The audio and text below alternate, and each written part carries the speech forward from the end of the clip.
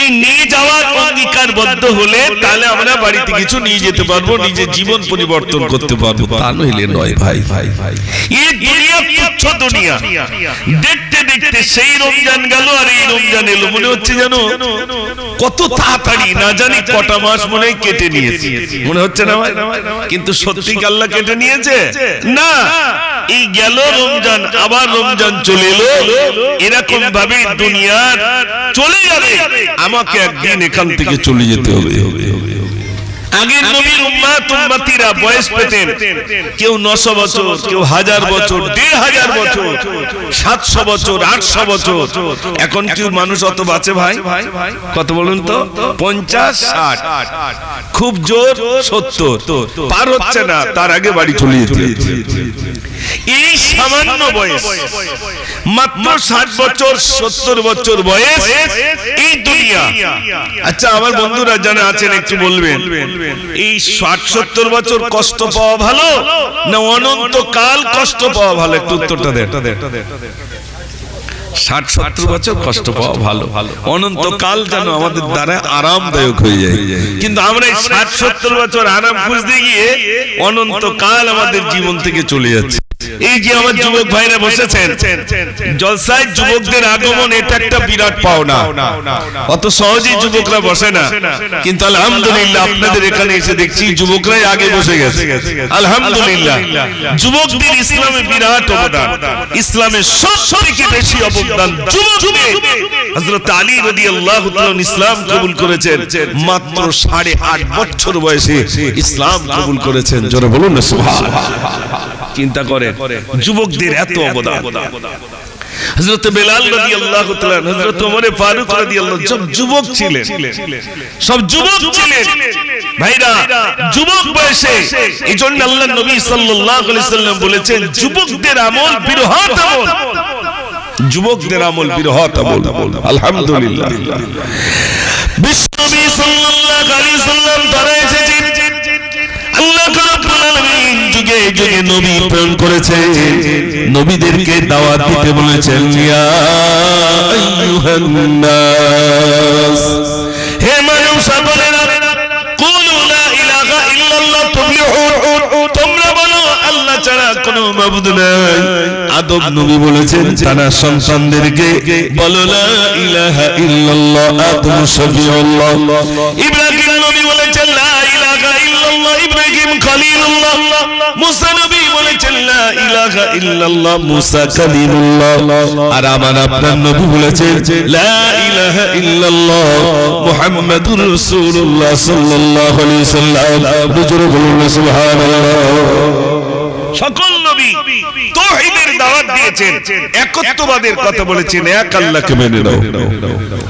যত নবী এসেছেন সকল নবী এক আল্লাহর দাওয়াত দিয়েছেন যে তোমরা আল্লাহকে মেনে নাও। ওই আপনারা সূরা ইখলাস পড়েননি, মানে কুলুস সূরা যেটা বলে, কুল হুয়াল্লাহু আহাদ আল্লাহুস সামাদ লাম ইয়ালিদ ওয়া লাম ইউলাদ ওয়া লাম ইয়াকুল লাহু, বলেন বলেন ওয়ান আহাদ।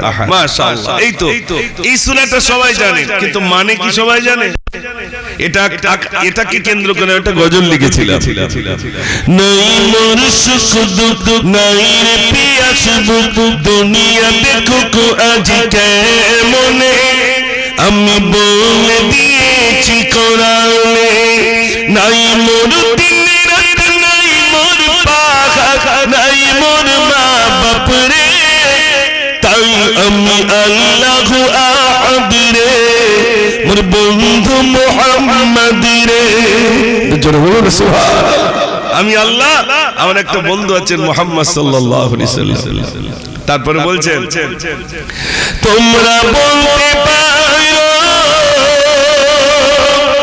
এই সাথে আসমান কেমন করে টাঙিয়ে রাখা, এই আসমানের কোলে শূন্য দলে চন্দ্র সূর্যকে পাও না দেখা, আমি কত কে রাখি পারি দেখো মোর কুদরত রে, তাই আমি আল্লাহু আহাদ রে, মোর বন্ধু মুহাম্মদ আল্লাহ রাব্বুল আলামিন যুগে যুগে নবী এসেছেন, নবীদেরকে বলেছেন মানুষের কাছে দাওয়াত দেন। হযরত নূহ নবী তিনি তার অনুসারীদেরকে দাওয়াত দিচ্ছেন, এক আল্লাহকে মেনে নাও। এই বক্তব্য রেখেছেন 1 বছর নয়, 2 বছর নয়, 950 বছর ধরে বলেছেন, বলো লা ইলাহা ইল্লাল্লাহ। ভাই আমার নূহ নবী বললেন বলো লা ইলাহা ইল্লাল্লাহ। নূহ নবী 1 বছর নয়, 2 বছর নয়, 950 বছর ধরে বলেছেন বলো লা ইলাহা ইল্লাল্লাহ। 950 বছর বলে বলে মাত্র 40 জন আল্লাহ বলনেওয়ালা হলো। কতজন? 40 জন। নূহ নবী রাত করে বলেন আল্লাহ 950 বছর ধরে তোমার বান্দাদের কাছে নসিহত করলাম, মাত্র 40 জন আল্লাহ বলনেওয়ালা হলো। আল্লাহ বাকিগুলোকে তুমি শেষ করে দাও। আল্লাহ পাত্র বানাও। কতগুলো পাত্র বানাবো? আমার আল্লাহ বলেন অগণিত মাটির পাত্র বানাও। আমার আল্লাহ বলেন অগণিত মাটির পাত্র বানাও। অগণিত মাটির পাত্র বানানো হয়ে গেল। এরপরে ভাইরা আমার নূহ নবী বললেন আল্লাহ এবার আমি কি করব? আমার আল্লাহ বলেন মাটির পাত্রগুলো তুমি রোদে তাপে শুকনো করো। সবগুলো শুকনো করা হয়ে গেল। আল্লাহ এবার কি করব? আমার আল্লাহ বলেন মাটির পাত্রগুলো তুমি লাইন দিয়ে দাও, আর একটা লাঠি দিয়ে সবগুলো তুমি ভেঙে ফেলো। নূহ নবী বলেন আল্লাহ মাটির পাত্র তৈরি করলাম, আগুন দিয়ে পোড়ালাম, রোদ দিয়ে তাপে শুকনো করলাম, আগুন দিয়ে পোড়ালাম, ওগুলোকে আমার ভাঙতে কষ্ট হয় না। আমার আল্লাহ বললেন নূহ মাটির পাত্র বানিয়েছো তুমি, মানুষ বানিয়েছে আমি। মাটির পাত্রগুলো যদি তোমার ভাঙতে এত কষ্ট হয়, বলো বলো বলো আমার বান্দাদের মেরে দিতে কি আমি রব্বুল আলামিন আমার কষ্ট হবে না? একটু জোরে বলুন না সুবহানাল্লাহ। বললে লাভ শোনেন, আসছে তো রমজান, একটু শুনে না, অন্তত সুবহানাল্লাহ বলবেন, বললে লাভ শোনে। জবরদস্ত আল্লাহর ওলি রাস্তা দিয়ে চলেছে, পাশে দেখছেন বিরাট একটি কবরস্থান। আল্লাহর ওলি স্বপ্নের ভিতরে ভাইরা আমার আল্লাহর ওলি তিনি ভাইরা আমার তিনি এমন করে দেখছেন কবরে একজন আল্লাহর বান্দা কোরআন শরীফ তেলাওয়াত করেন। আল্লাহর আল্লাহ রাব্বুল আলামিন এমন ক্ষমতা আল্লাহর ওলিকে দিয়েছে, কাশফের ভিতরে দেখছি কবরে একজন আল্লাহর বান্দা কোরআন শরীফ পড়েন। কবরে শুয়ে তিনি সালাম দিলেন আসসালামু আলাইকুম, উত্তর চলে এলো ওয়া আলাইকুম আসসালাম। কতদিন ধরে কবরে কোরআন পড়ে, কতদিন ধরে পড়ে জানি না, তবে কবরে শুয়ে এক খতম নয়, 2 খতম নয়, বরং 70,000 খতম পড়েছি। কত হাজার? 70,000। বলছে আমার 70,000 খতম বিক্রি করে নেব। কাকে বিক্রি করবে? বলছে দুনিয়ায় বেঁচে থাকা বান্দা একবার সুবহানাল্লাহ বলবে, ওই সুবহানাল্লাহ সওয়াবটা যদি আমাকে দিয়ে দেয়, বিনিময়ে আমি তাকে 70,000 খতম দিয়ে দেব। এইজন্য সুবহানাল্লাহ বলবেন ভাইরা, সুবহানাল্লাহ, মাশাআল্লাহ, জাযাকাল্লাহ, ইনশাআল্লাহ, এগুলো বলতে হবে না? হবে না? বলতে হবে। ভাইরা আমি শুনেছিলাম আল্লাহ রাব্বুল আলামিন যুগে যুগে নবী প্রেরণ করেছেন। শুনে গজল শোনাবো ও যুবক ভাইরা, শুনে আল্লাহ রাব্বুল আলামিন যুগে যুগে নবী প্রেরণ করেছেন। নবীরা মানুষের কাছে বলেছেন বলো লা ইলাহা ইল্লাল্লাহ। মুসা নবী বললেন বলো লা ইলাহা ইল্লাল্লাহ। মুসা কালিমুল্লাহ। আল্লাহ বললেন মুসা রে যাও ফিরাউনের কাছে চলে যাও, ফিরাউনের কাছে গিয়ে বলো লা ইলাহা ইল্লাল্লাহ। মুসা কালিমুল্লাহ। মুসা নবী ফিরাউন নাম শুনেছেন তো? ফিরাউনের লাশ এখন কোথায় আছে বলো তো? মিশরে। মাশাআল্লাহ, মিশরের জাদুঘরে। আল্লাহ বলেন ফিরাউন তোর লাশ পোকায় খাবে না, তোর লাশ পচবে না। দুনিয়ার মানুষ দেখো তুই নিজেকে খোদাই দাবি করেছিস। মুসা নবী গেলেন ফিরাউনের কাছে, এ ফিরাউন তুই বলো লা ইলাহা ইল্লাল্লাহ। মুসা কালিমুল্লাহ। ফিরাউন বলছে আমি তো নিজেই আল্লাহ, আর কাকে আল্লাহ বলবো? নাউযুবিল্লাহ। ফিরাউন বলছে আনা রাব্বুকুল আলা, আমি নিজেই আল্লাহ, আর কাকে আল্লাহ বলবো?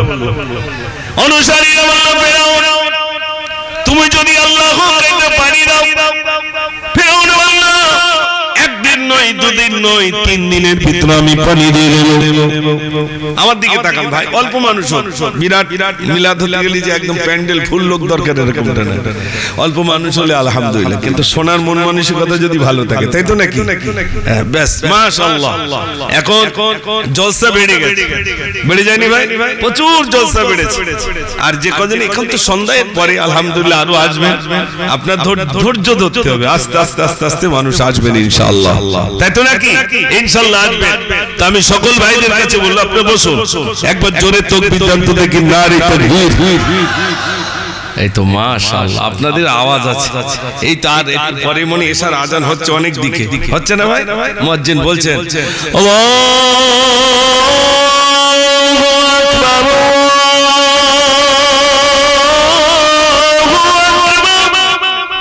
আল্লাহ মহান, আল্লাহ বড়, একটু জোরে বলুন না সুবহানাল্লাহ।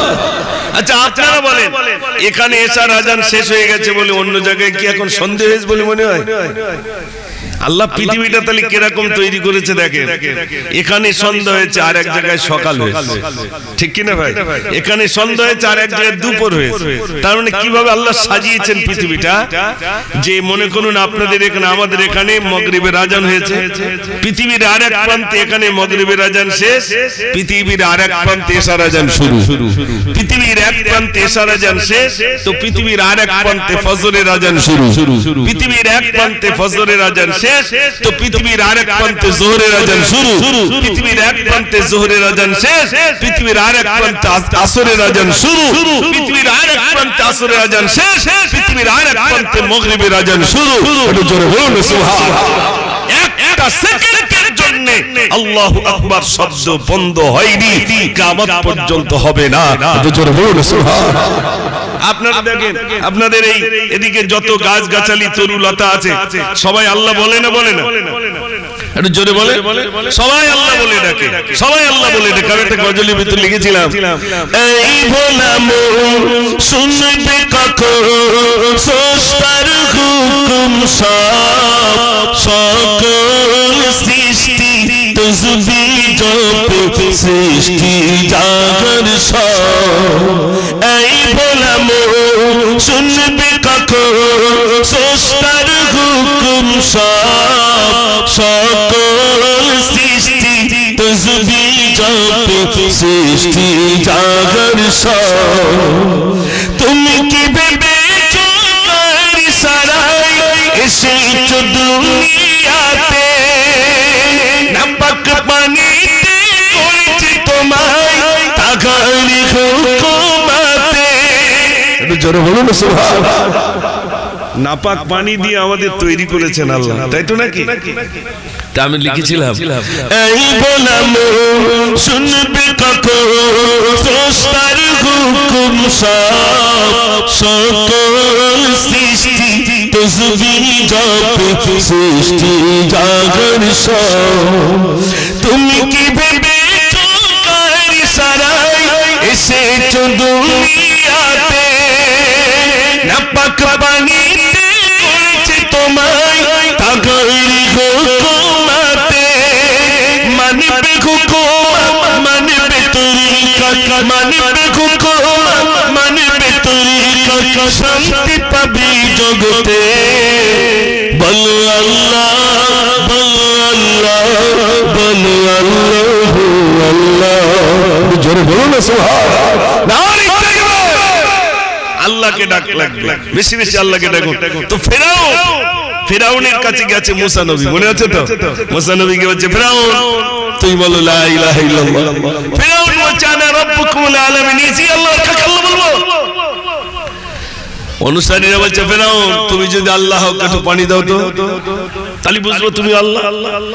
এখন ফেরাউন বললো, যা 3 দিনের ভিতরে পানি দিয়ে দেবো। একদিন চলে গেছে, দ্বিতীয় দিন হাত তুলে বলছে, আল্লাহ তুমি যদি পানি না দাও কেউ আমাকে আল্লাহ বলবেন, আল্লাহ একটু পানি দাও। চোর চুরি করতে গেলে কার বলে যায় ভাই? একটু জোরে বলেন। তাও আল্লাহর বলে আল্লাহ যাচ্ছি, যদি ধরা খায় হয়তো হদ্দ মারা মারবে। বলে না বলে না? ফেরাউন বলছে আল্লাহ তুমি একটু পানি দাও। আল্লাহ বলছে তোর বড় শখ হয়েছে, আল্লাহ আর যা পানি দিয়ে দিলাম। অনুসারীরা সবাই বলছে এই তো যা বললো তাই, তুমি আমাদের আল্লাহ। নাউজুবিল্লাহ। ফেরাউন দেখলো সবাই তো আমাকে আল্লাহ বললো, এখন আমার গিন্নির কাছে গিয়ে দেখি গিন্নি কি বলে। বিবির কাছে গেছে, বিবি আসিয়া বলছে বলো। তুই আমাকে আল্লাহ বল। তুমি আমার কবে আল্লাহ হলে? তুমি তো আমার স্বামী। বলছে না, সবাই আমাকে আল্লাহ বলে, তুই আমাকে আল্লাহ বল। আসিয়া বলছে স্বামী, আমি তোমাকে স্বামীর মর্যাদা দিলাম, আমাকে তোমাকে যিনি সৃষ্টি করেছেন তিনি হলেন আমার আল্লাহ। আমি তোমাকে আল্লাহ বলে ডাকতে পারি না। ফেরাউন দেখলো সবাই আমাকে আল্লাহ বলে আর আমার গিন্নি আমার আল্লাহ বলে না, মান সম্মান তো থাকে না। থাকে ভাই? থাকে থাকে থাকে ভাই আমার। ফেরাউন বলে আসিয়া রে একবারে জোরে তুই আমাকে আল্লাহ বল। আসিয়া বলছে আমি তোমাকে আল্লাহ বলে ডাকতে পারি না, আমি তোমাকে স্বামীর মর্যাদা দিলাম। ফেরাউন বলে আসিয়া আমার মান সম্মানের ব্যাপার, আমার আমাকে একবার আল্লাহ বললে মান সম্মান চলে যাবে। আসলে স্বামী গো, স্বামীর মর্যাদা দিলাম, আমাকে তোমাকে যিনি সৃষ্টি করেছে তিনি হলেন আমার আল্লাহ। জোরে বলুন সুবহানাল্লাহ। ভাই আমার ফেরাউন বলল আসিয়া রে তাহলে কি তুই আমাকে আল্লাহ বলে ডাকবি না? বলছে না। ফেরাউন কি করলো? আসিয়ার পায়ে দড়ি বেঁধে দিল, ঘোড়ার পায়ে দড়ি বেঁধে দিল। আসিয়াকে টানতে টানতে নিয়ে যায়, গায়ের গোশতগুলো খসে খসে পড়ে যায়, ভাইরা আমার হাড্ডিগুলো দেখা যায়। আসিয়ার কাছে জোরে আসিয়া রে তোর আমি কষ্ট দেব না, একবারের জন্য তুই আমাকে আল্লাহ বল, তোকে আমি ছেড়ে দেব, তোকে আমি ছেড়ে দেব, তুই একবারের জন্য আমাকে আল্লাহ বলে ডাক। আসিয়া বলে স্বামী আমার গায়ের গোশতগুলো যদি সব খসে খসে পড়ে যায়, আমি তোমাকে স্বামীর মর্যাদা দিলাম, আমাকে আর তোমাকে যিনি সৃষ্টি করেছে তিনি হলেন আমার আল্লাহ। এত কষ্ট না, তোমাকে আমি আল্লাহ বলে ডাকতে পারি না। ঈমান কত মজবুত ভাই আমার। ফেরাউন দেখলো সর্বনাশ, মান সম্মানের ব্যাপার, সবাই আমাকে আল্লাহ বলে কিন্তু আমার বিবি তোমাকে আল্লাহ বলে না। আসিয়া আবার কি করলো ভাই আমার? আসিয়া ফেরাউন দেখলো আমার সম্মানের ব্যাপার, আমার নিজের বিবি তো আমাকে আল্লাহ বলে ডাকে না, আমার সম্মানের ব্যাপার। ফেরাউন কি করলো? আসিয়ার বুকের উপরে বসে একটা ছুরি দিয়ে পেটটাকে পেড়ে দিল, নাড়ি বুড়িগুলো বার করে বলে আসিয়া শেষবারের মতো বলি তুই আমাকে আল্লাহ বল। আসিয়া বলে স্বামী আমার জীবন যতক্ষণ রয়েছে, আমার জান যতক্ষণ রয়েছে, আমি তোমাকে স্বামীর মর্যাদা দিলাম। মনে রাখো ও আমার স্বামী, মনে রাখো আমাকে তোমাকে যিনি সৃষ্টি করেছে তিনি হলেন আমার আল্লাহ। ফেরাউন দেখলো কোনো মতেই হয় না। ভাই আমার ফেরাউন দেখলো কোনো মতেই তো স্বীকার করে না, পেট থেকে বলল নারীগুলো হাতি করে বার। ফেরাউন বলছে আসিয়া তুই আমাকে আল্লাহ বলবি না? বলছে না। এবার ছুরি দিয়ে নারীগুলো যখন আসিয়া কাটতে শুরু করে, আসিয়া তখন বলে অনেক যিনি আমাকে মুক্তি দাও, আমাকে মুক্তি দাও মিনাল কওমিল যালিমিন, ওই জালিমের হাত থেকে আমাকে মুক্তি দাও। কিতাবের ভিতরে এসেছে ভাইরা আমার, কিতাবের ভিতরে দেখা গেছে বিবি আসিয়াকে রব্বুল আলামিন দুনিয়ার অন্য কোন প্রান্তে রাখলেন না, বরং বিবি আসিয়াকে রব্বুল আলামিন জান্নাত নসিব করেছে। কি ঈমান! বিবি আসিয়াকে জান্নাত নসিব শুধু করেননি, আল্লাহর নবী আসবেন ধাত্রী রূপেও আসিয়া এসেছিলেন। জোরে বলুন না সুবহানাল্লাহ। আর এটা গজলের ভিতরে রয়েছে না, আল্লাহর নবী যখন আসছিলেন গভীর রাতে স্বপ্ন দেখেন আমিনা, গভীর রাতে স্বপ্ন দেখেন আমিনা, কে জানো এটা কি এত হে শোনো না গো শোনো না, তোমার দরে তোমার দরে আখেরি নবী রওনা,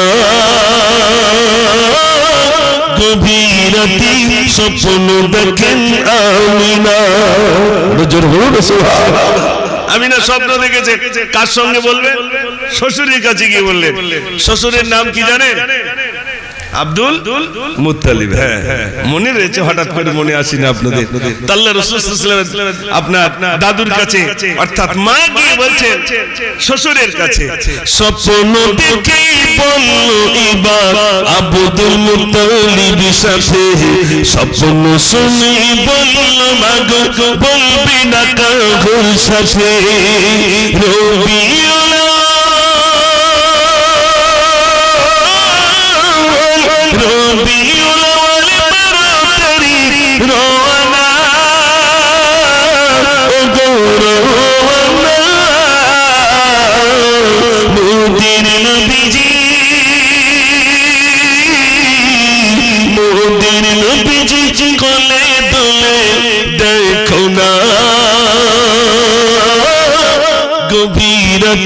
স্বপ্ন দেখেন আমিনা, জোরে বলুন সুবহানাল্লাহ।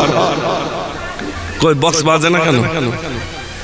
একটু দরুদ শরীফ পড়েন, আল্লাহুম্মা সাল্লি আলা, আবার লোড হয়ে গেল নাকি? ওয়া আলা আলি সাইয়্যিদিনা। সবাই একবার তাকবীর দান তো দেখি, নারী মাশাআল্লাহ মাশাআল্লাহ। আমার ভাইরা, যুবক ভাইরা, একটু বসলে তাহলে গজল বেশি হবে, আর না বসলে কিন্তু কম হবে।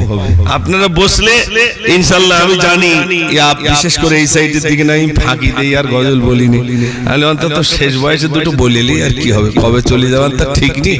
আমার যুবক ভাইদের হয়তো আর শোনা হবে না, তাই তো নাকি ভাই?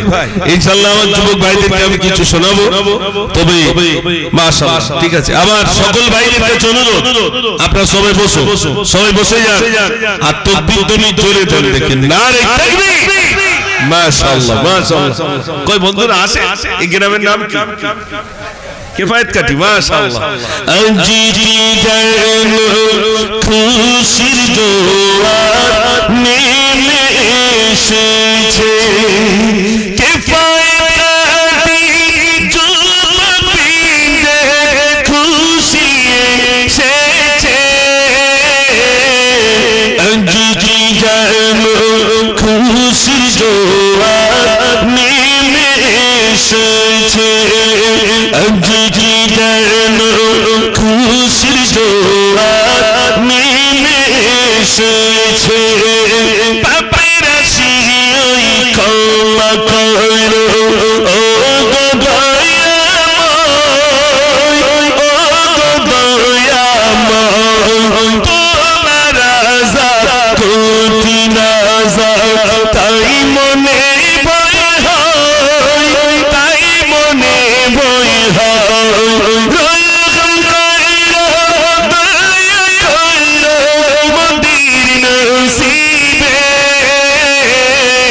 জান্নাতের শিশি মহলে মদির রাখিবে। মাশাআল্লাহ। ভাইরা সবাই বসেন, আলোচনা রাখছিলাম বিশ্বনবী সাল্লাল্লাহু আলাইহি সাল্লাম থেকে, আদম নবী থেকে নিয়ে যত নবী এসেছেন মানুষের কাছে কি করেছেন? নসিহত করেছেন, বলো লা ইলাহা ইল্লাল্লাহ, নেই কোনো মাবুদ আল্লাহ ছাড়া। মনে আছে তো? তো মুসা নবী আপনার গেলেন, হযরতে মুসা আলাইহিস সালাতু ওয়াস সালাম গেলেন ফিরাউনের কাছে, আর এদিকে আল্লাহ পাক আবার বললেন ইব্রাহিম নবীকে, ইব্রাহিম তুমি যাও নমরুদের কাছে গিয়ে বলো লা ইলাহা ইল্লাল্লাহ, নমরুদের কাছে গিয়ে বলো লা ইলাহা ইল্লাল্লাহ। তো নমরুদ আবার বলছে আনা রাব্বুকুল আলা, আমি নিজেই তো খোদা, আমি নিজেই আল্লাহ, আর কাকে আল্লাহ বলবো? দেখেন, আচ্ছা নমরুদকে তৈরি করেছেন কে? একটু জোরে বলেন। আর ফেরাউনকে তৈরি করেছেন কে? নিজেকে খোদাই দাবি করছে। চিন্তা করতে পারেন, মানুষ নিজেকে খোদা বলে কি করে? আল্লাহ এমন এটাই করালো ফেরাউন নমরুদকে, আর ফেরাউনকে চুবিয়ে মারলো আল্লাহ, নীল নদে চুবিয়ে মারলো। যখন ডুবছে তখন বলছে আল্লাহ এবার তোমার আল্লাহ বললো। আল্লাহ বলছে আর নয়, আর হবে নাকি ভাই? না। সেই ফেরাউন আজ পর্যন্ত মিশরের জাদুঘরে তার লাশ রাখা আছে, দুনিয়ার মানুষ দেখতে ওই সেই ফেরাউন নিজেকে খোদাই দাবি করেছিল। আমার ভাইরা, আজ আমাদেরকে ভাবতে হবে এই দুনিয়া যিনি তৈরি করেছেন তিনি হলেন কে? আল্লাহ। আল্লাহ আল্লাহ বলছেন এটা তৈরি করতে আমার সময় বেশি দিন লাগেনি, মাত্র 6 দিনে আল্লাহ তৈরি করে দিয়েছি। জোরে বলুন সুবহানাল্লাহ। আল্লাহ রাব্বুল আলামিন ভাই হাইলো একটু প্রেসার দাও সামান্য। আল্লাহ রাব্বুল আলামিন বলে আসমান তৈরি করলাম, বললাম কুন ফায়াকুন হয়ে যাও, হয়ে গেল। জমিন তৈরি করলাম, বললাম কুন ফায়াকুন হয়ে যাও, হয়ে গেল। পাহাড় তৈরি করলাম, ওয়াল জিবালা আওতাদা। আল্লাহ রাব্বুল আলামিন আসমান তৈরি করলাম, জমিন তৈরি করলাম, কুল কায়নাত তৈরি করলাম, কুন ফায়াকুন দিয়ে তৈরি করলাম। কিন্তু যখন আমার বান্দাদেরকে তৈরি করলাম, কুন ফায়াকুন দিয়ে তৈরি করি নাই, বরং আমার কুদরতি হাতে আমি আমার বান্দাদেরকে বানালাম। একটু জোরে বলুন না সুবহানাল্লাহ। ভাইরা, আল্লাহ কত সুন্দর করে তৈরি করেছেন বলেন। আমাদের আপনারা শুধু নিজের চেহারাটা দেখবেন, নাকের জায়গায় নাক, চোখের জায়গায় চোখ, হ্যাঁ কত সুন্দর করে তৈরি করেছেন বলুন। কত সুন্দর করে বানিয়েছেন। আল্লাহ বলছেন পৃথিবীতে যা তৈরি করেছি সব থেকে সুন্দর করে তৈরি করেছি মানুষকে। একটু জোরে বলুন না সুবহানাল্লাহ। জি জি, সব থেকে সুন্দর করে তৈরি করেছেন মানুষকে। আর সেই মানুষ নিজেকে খোদাই দাবি করে, সেই মানুষ নিজেকে আল্লাহ বলে দাবি করে। ভাইরা, এই জন্য আজ আমরা এখানে যারা আছি, আমরা তো আল্লাহর প্রতি ঈমান এনেছি না আনেনি? ভাই আমরা পড়ে নিয়েছি লা ইলাহা ইল্লাল্লাহ, নেই কোনো মাবুদ আল্লাহ ছাড়া। আর মুহাম্মাদুর রাসূলুল্লাহ সাল্লাল্লাহু আলাইহি সাল্লাম তিনি হলেন আল্লাহর প্রেরিত রাসূল ও বান্দা, তাই তো নাকি? আল্লাহ তাআলাকে পাঠিয়েছেন, আমরা তাকে নবী বলে মেনে নিয়েছি। ভাইরা, আল্লাহ রাব্বুল আলামিন নবী প্রেরণ করেছেন, সকল নবী মানুষের কাছে বলেছেন বলো লা ইলাহা ইল্লাল্লাহ, নেই কোনো মাবুদ আল্লাহ ছাড়া। সকল নবী মানুষের কাছে নসিহত করেছেন। বিশ্ব নবী সাল্লাল্লাহু আলাইহি সাল্লাম তিনিও মানুষের কাছে বলেছেন লা ইলাহা ইল্লাল্লাহ, নেই কোনো মাবুদ আল্লাহ ছাড়া। নবী জামাল মানুষের দুয়ারে দুয়ারে গেছে। ও সোনার ভাইরা, আমাদের মুখে দাড়ি মাথায় টুপি এত সহজে আসে নাই, এত সহজে আসে নাই। অনেক কুরবানির বদৌলতে, অনেক কুরবানির পরে, অনেক মেহনতের পরে ইসলাম কিন্তু আজ আমাদের কাছে পৌঁছে গেছে। ভাইরা, মক্কার মুখে ছিল জাহিলি যুগ, বর্বরতার যুগ, যে যুগে একটা মানুষ আর একটা মানুষকে কতল করে দিত, মাথার খুলিতে শরাব পান করত, যে যুগে নারীদেরকে জীবিত পুঁতে দেওয়া হতো, যে যুগে নারীদের কোনো সম্মান ছিল না, যে যুগে মানুষ মেলায় যেত, এক কথাই নোংরা কাজ করত। জাহিলি যুগ মানে সব থেকে নোংরা যুগ, বর্বরতার যুগ ছিল মক্কায় ভরা। নবীজি আবার আসলেন, আল্লাহ পাক প্রেরণ করলেন। 40 বছর বয়স হয়ে গেল। নবীজি মাত্র 23 বছর ধরে দাওয়াত দিয়েছেন, মেহনত করেছেন। 23 বছরের ভিতরে যারা মদ খেত, মদ খাওয়া ছেড়ে দিল, যারা জুয়া খেলতো, জুয়া খেলা ছেড়ে দিল, যারা আগুনকে মাবুদ বলতো, আগুনকে মাবুদ বলা তারা ছেড়ে দিল। এক কথায় দেখা গেল মানুষ সব কুকর্ম ছেড়ে দিয়ে ইসলামের সুশীতল ছায়া তলে আশ্রয় নিয়ে ইসলামের কলমা পড়ে মুসলমান হয়ে গেলে সব কুকর্ম দূর হয়ে গেল। ও ভাই আমার, বিশ্বনবী সাল্লাল্লাহু আলাইহি ওয়াসাল্লাম নিজেকে যে নবী বলেছেন, মানুষ যে নবী বলে মেনে নিয়েছেন তা বলে। ভাইরা আমার, এমন বেঈমানদের কাছে গেলেন, নবীজি বললেন তোমরা বলো লা ইলাহা ইল্লাল্লাহ। তারা বলছে মুহাম্মদ তোমাকে আমরা নবী বলে মানবো, তোমার আল্লাহকে আল্লাহ বলে মানবো। ওই খেজুর গাছের মাথাটা যদি আনতে পারো আমরা কলমা পড়বো। আল্লাহর নবী বললেন তোমরা কি কলমা পড়বে? বেশক আমরা কলমা পড়বো। আল্লাহর নবী বললেন এ খেজুর গাছের মাথা, তুমি আল্লাহর হুকুমে চলে এসো। খেজুর গাছের মাথা চলে এলো। তারা বলল জীবনে জাদুকর দেখেছি, এমন জাদুকর আমরা কোনোদিন দেখিনি। খেজুর গাছের মাথা চলে এলো। হে মুহাম্মদ সাল্লাল্লাহু আলাইহি ওয়াসাল্লাম, খেজুর গাছের মাথা যেমনি ছিল তবল লাগিয়ে দিতে পারবে, আমরা তাহলে কলমা পড়বো। আল্লাহর নবী সাল্লাল্লাহু যেমনটি ছিলে তেমন হয়ে যাও, তেমন হয়ে গেল। তথাপিও তাদের নসিবে কলমা জুটল না। আল্লাহ আপনি কষ্ট পাবেন না, আপনি হলেন দাওয়াত দেনেওয়ালা, আর আমি আল্লাহ গোলাম হেদায়েত দেনেওয়ালা। হেদায়েত দেনেওয়ালা কে? আল্লাহ। এমনকি নবীজি কুস্তি লড়েছেন। মক্কার বুকে মানে কুস্তিগার লোক ছিল, যার পিঠ মক্কার কোন মানুষ মাটিতে শোয়াতে পারে, মাটিতে লাগাতে পারে না। নবীজি পাহাড় চূড়া দিয়ে যাচ্ছে, হযরতে আবু বকর সিদ্দিক রাদিয়াল্লাহু তাআলা ভয় পেলেন, সর্বনাশ, ওইদিকে তো সেই পেলওয়ানের বাড়ি, নবী ওদিকে যাই কেন? পেলওয়ানের কাছে গেলেন, দাওয়াত দিতে, তুমি বলো লা ইলাহা ইল্লাল্লাহ, তুমি বলো নেই কোনো মাবুদ আল্লাহ ছাড়া, এক আল্লাহকে তুমি মেনে নাও। পেলওয়ান বলছে, আমি এটা বলবো, তবে আমার সঙ্গে তোমাকে কুস্তি লড়া লাগবে। যদি কুস্তিতে তুমি আমার পিঠটা মাটিতে লাগাতে পারো, তাহলে আমি তোমাকে নবী বলে মানবো, তোমার আল্লাহকে মানবো। তুমি কি রাজি আছো? আল্লাহর নবী সাল্লাল্লাহু আলাইহি ওয়াসাল্লাম বলেন, আমি তোমার সঙ্গে কুস্তি লড়তে রাজি আছি, তবে কি তুমি কলমা পড়বে? বলছে, আমার একটাই শর্ত, আমার পিঠ যদি মাটিতে লাগাতে পারো তাহলে আমি কলমা পড়বো। তোমার কি জানা আছে এই মক্কার বুকে তেমন কোন মানুষ আজও পয়দা হয় নাই যে আমার পিঠ সে মাটিতে ঠেকাবে, এমন মানুষ পয়দা হয় নাই। তুমি কি পারবে? তাহলে কিরকম পেলোয়ান? নবীজি তার কাছে গেছেন কলমা পড়তে, যে তুমি এক আল্লাহকে মেনে নাও। সে বলে, আমার সঙ্গে কুস্তি লড়তে। যদি কুস্তি লড়েন তাহলে আমি কলমা পড়ব, আমাকে হারাতে, শুধু কুস্তি লড়লে হবে না, হারাতে হবে। ভাই আমার বললেন, ঠিক আছে আমি রাজি। কুস্তি শুরু হবে। ভাই আমার রাসূল করিম সাল্লাল্লাহু আলাইহি সাল্লাম যেই ধরনের জমিনে পড়ে গেল, এটা জোরে বলুন না সুবহানাল্লাহ। আমার রাসূলের সঙ্গে লাগবে। ভাই আমার রাসূল পড়ে গেল, সে চিন্তা করে, আরে মক্কার বুকে কেমন মানুষ হই না যে আমার পিঠ মাটিতে ফেলবে, এ কেমন মানুষ? বললে, মুহাম্মদ সাল্লাল্লাহু আলাইহি ওয়াসাল্লাম, আমি আগে ধরে নেব, তখন আমি বুঝতে পারিনি তুমি আমাকে ফেলে নিয়েছো। এবার আমি কায়দা করে ধরে নেব, তারপরে তুমি আমার সঙ্গে শুরু করবে, আমাকে ফেলবে। ভাই আমার পেলওয়ান ভালো করে ধরে নিল। নবী বললেন, সঙ্গে সঙ্গে আমার পড়ে গেল।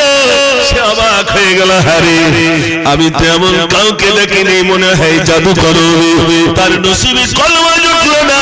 নবীজি মনটি খারাপ করলেন, আমি এই মানুষগুলোর কাছে ইসলামের দাওয়াত দিয়ে গেলাম, কিন্তু তাদের তো কলমা তারা পড়তে চায় না, বরং আমার সঙ্গে তা প্রতারণা করে। আল্লাহ শাসনা দিয়ে, হাবিব আপনি দুঃখ পাবেন না, আমার হাবিব আপনি দুঃখ পাবেন না, দুঃখ পাবেন না। আপনি বলেন দাওয়াত দেনেওয়ালা, আর আমি আল্লাহ গোলাম হেদায়েত দেনেওয়ালা। একটু জোরে বলুন সুবহানাল্লাহ। ভাইরা আমার, বিশ্ব নবী সাল্লাল্লাহু আলাইহি ওয়াসাল্লাম 30টা বছর ধরে মানুষের কাছে দাওয়াত দিয়েছেন, লা ইলাহা ইল্লাল্লাহ, নেই কোনো মাবুদ আল্লাহ ছাড়া।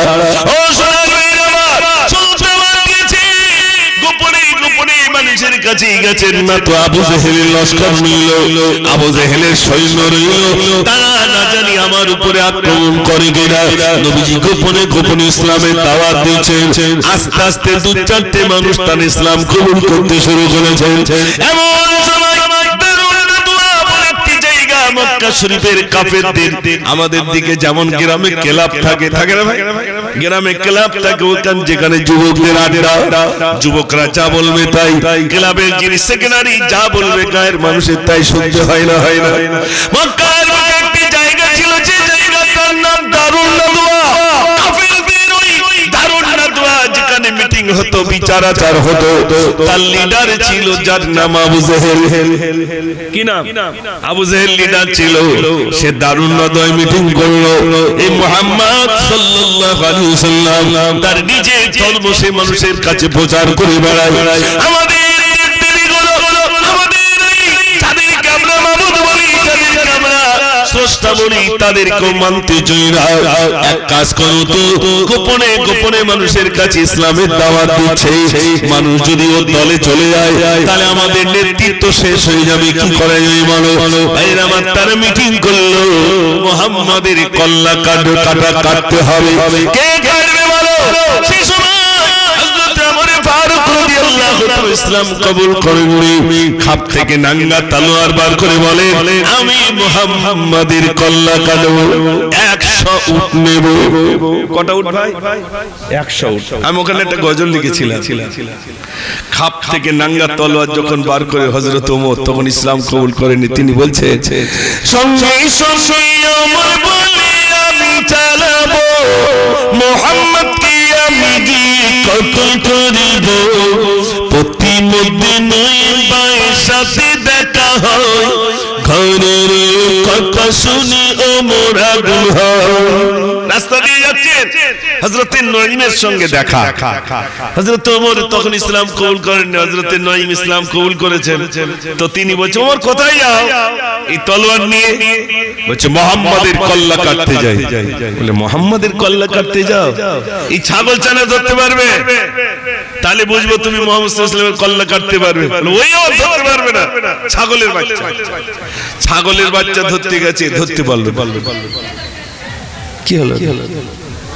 বসো বসো পরে পরে যে কোটি বসো, দোকানপাটে এখন যাচ্ছে না। বসো বসো বসো বসো বসো। জি মাশাআল্লাহ, একটু তাকবীর দেন, নারে তাকবীর। মাশাআল্লাহ মাশাআল্লাহ। ভাইরা, তো হযরত নঈমের সঙ্গে দেখা। হযরত নঈম বলছেন, ওমর কোথায় যাও? বলে, মুহাম্মাদের কল্লা কাটতে যাই। ছি ছি ছি, ছাগল ছানা ধরতে পারবে? ওইও ধরতে পারবে না। ছাগল ছানা ধরতে গেলেন, ধরতে পারলেন না।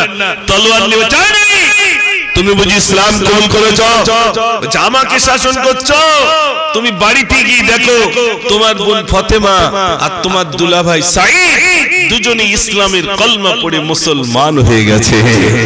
একটু জোরে হবে না?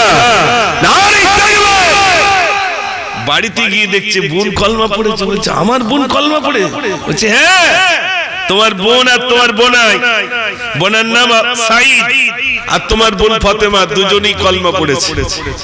বলে, আমার বোন বোনাই কলমা পড়েছে, তার মানে আগে বাড়ি শাসন করে আছি, আগে ঘরটা শাসন করে আছি, তারপর যাব। ঘরের দিকে যাচ্ছে, বোনের ঘরের দরজায় আওয়াজ দিচ্ছেন, ফাতেমা। বোন বুঝতে পেরেছে ভাইজান এসেছে। তলোয়ার নিয়ে ছুটে গিয়ে ফাতেমার ঘরে, ডাকে তারা দুজনে কোরআন পড়ে। ওমর গিয়ে বিতর্ক মেরে মেরে যায়। বোন বলছে, ভাই তুমি যতই মারো নবী ভুলি না। জোরে বলুন না সুবহানাল্লাহ।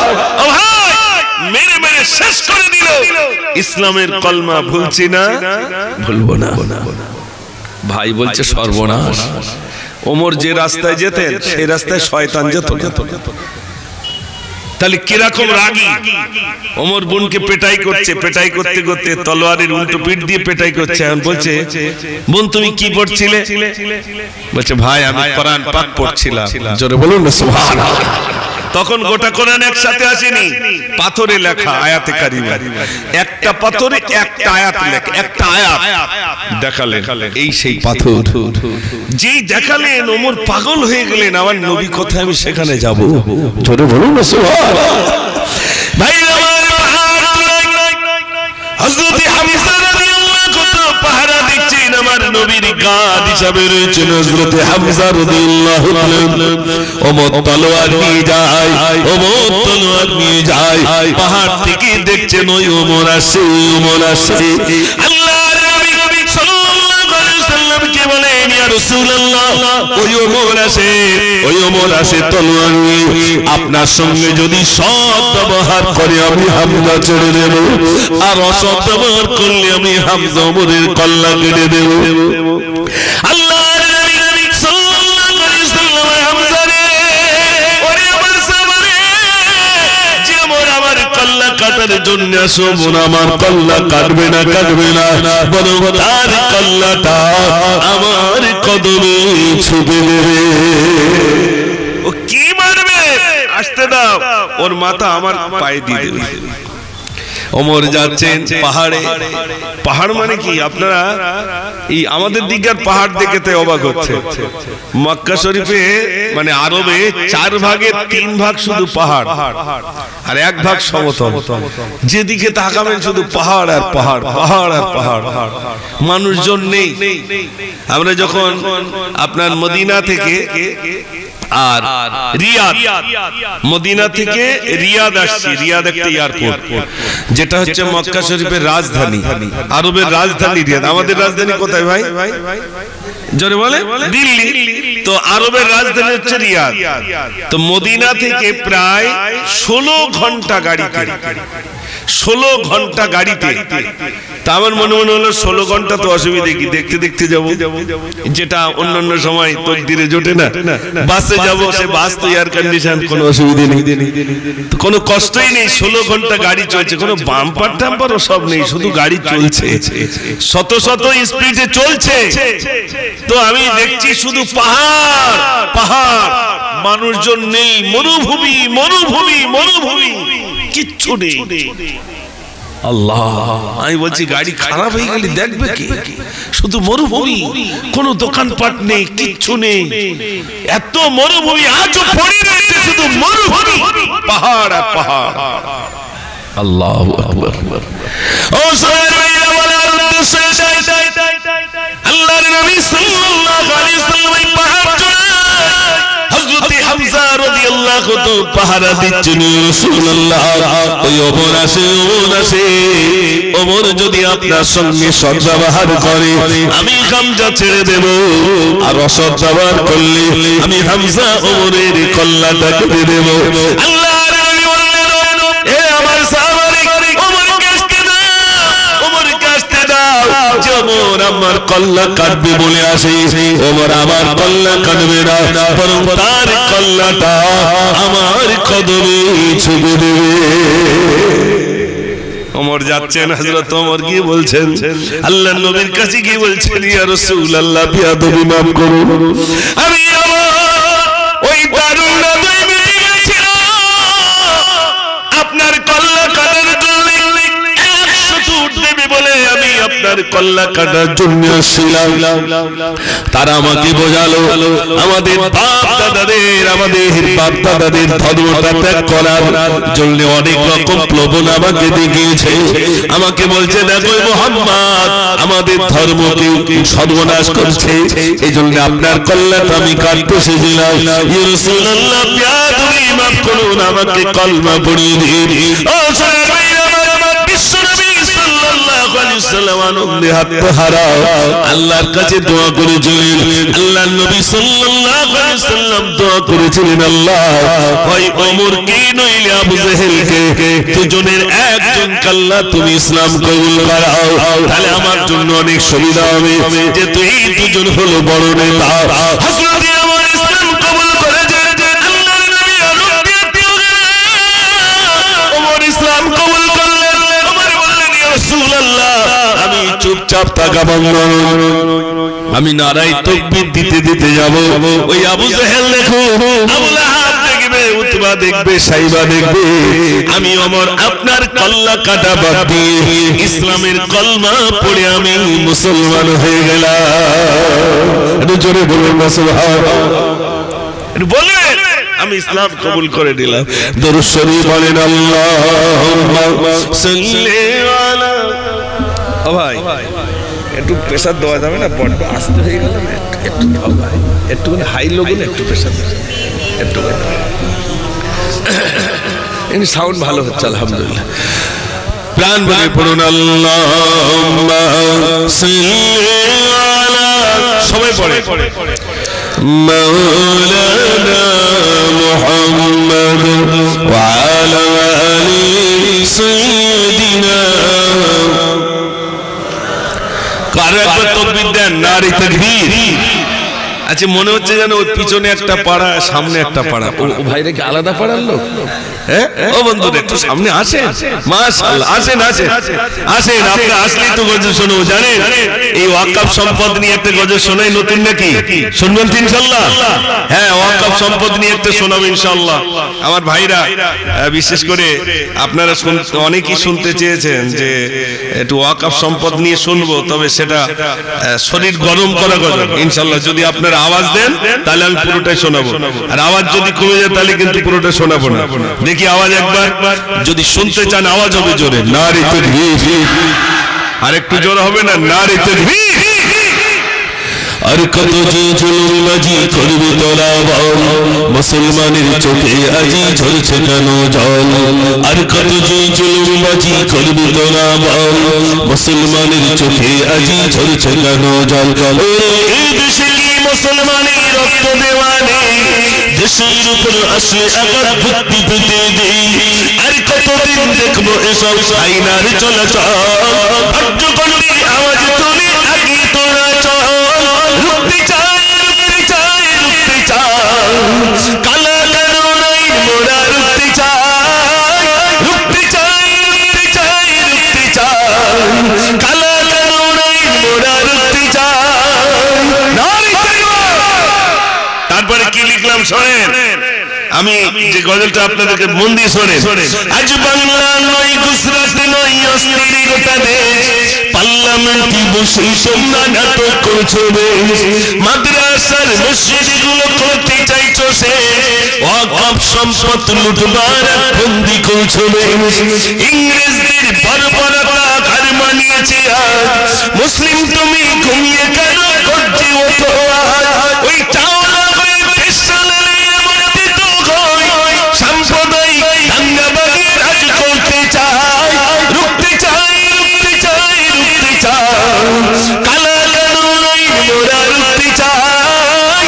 রুখতে চাই রুখতে চাই রুখতে চাই, কালা কানুন আইন মোরা রুখতে চাই। ওয়াদা ছিল সর্বধর্মের মিলনে চলবে দেশ, হিন্দুস্তানের সংবিধান আজ করতে চাইছে শেষ। ওয়াদা ছিল সর্বধর্মের মিলনে চলবে দেশ, হিন্দুস্তানের সংবিধান আজ করতে চাইছে শেষ। অবিলম্বে ওয়াকফ বাতিল করতে হবে, নইলে ঘুমন্ত বাগিচি গিয়ে উঠে ময়দানেতে যাবে।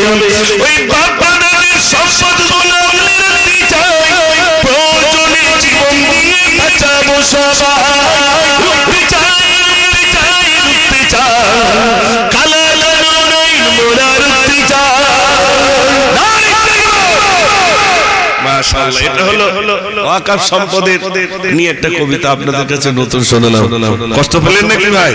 মাশাআল্লাহ। আমি হযরত ওমর ফারুক রাদিয়াল্লাহু তাআলা ইসলাম কবুল করেছেন সেই কথা শোনাচ্ছিলাম, তাই তো নাকি? ইনশাআল্লাহ আরো শোনাবো। তবে আজ খুব ভালো লাগছে আমার যুবক ভাইদেরকে পেয়ে, আলহামদুলিল্লাহ।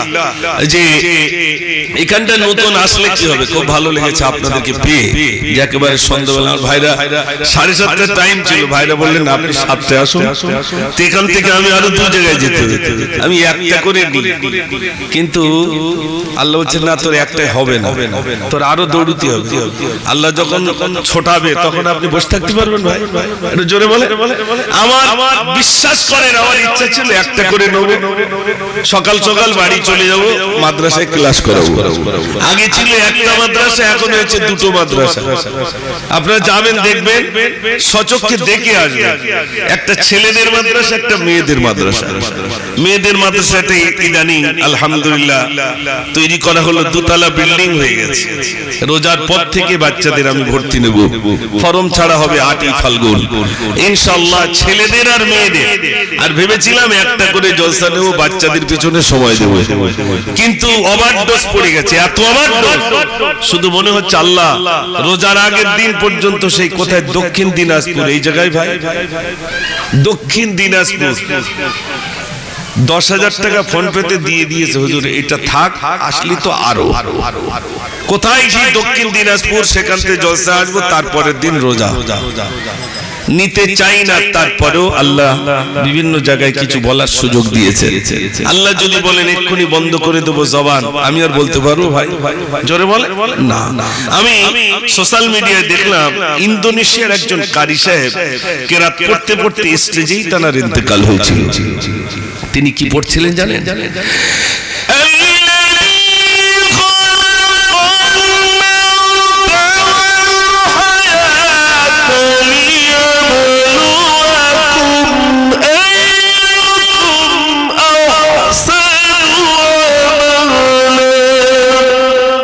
এরকম দম দিয়ে পড়ছেন, আমালা পর্যন্ত বলেছেন, তারপরের আয়াত আর নেই।